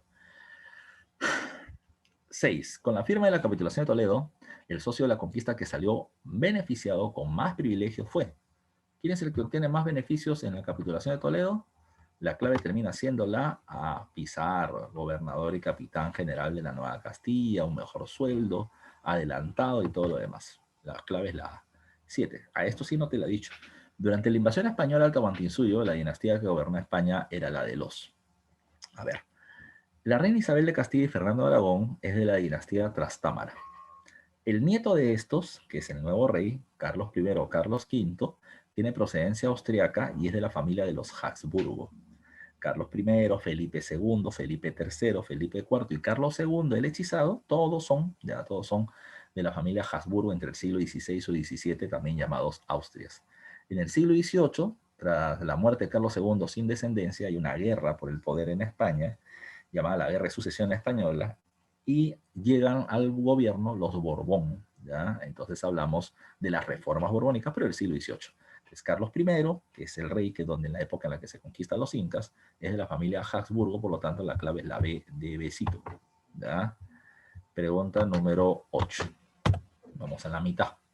El documento mediante el cual se oficializa la conquista de un territorio se denomina, ¿ya?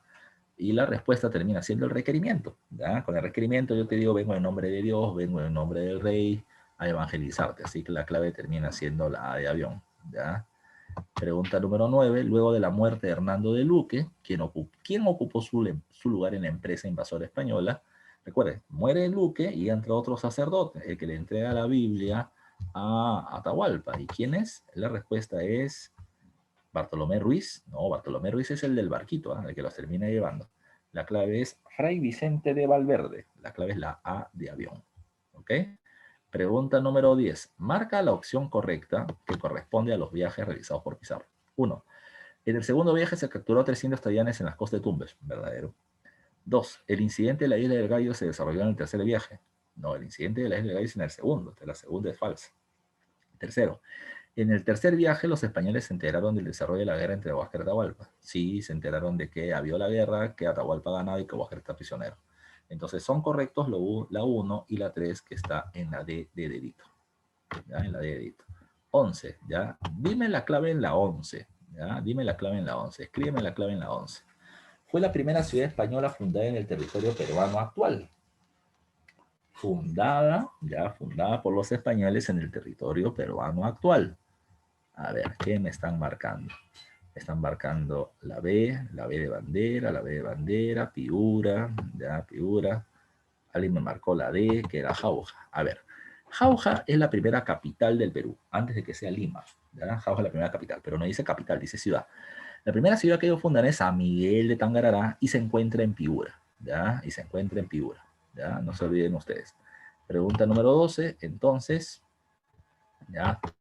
Una de las cosas que facilitó la invasión y conquista del Tahuantinsuyo por los españoles fue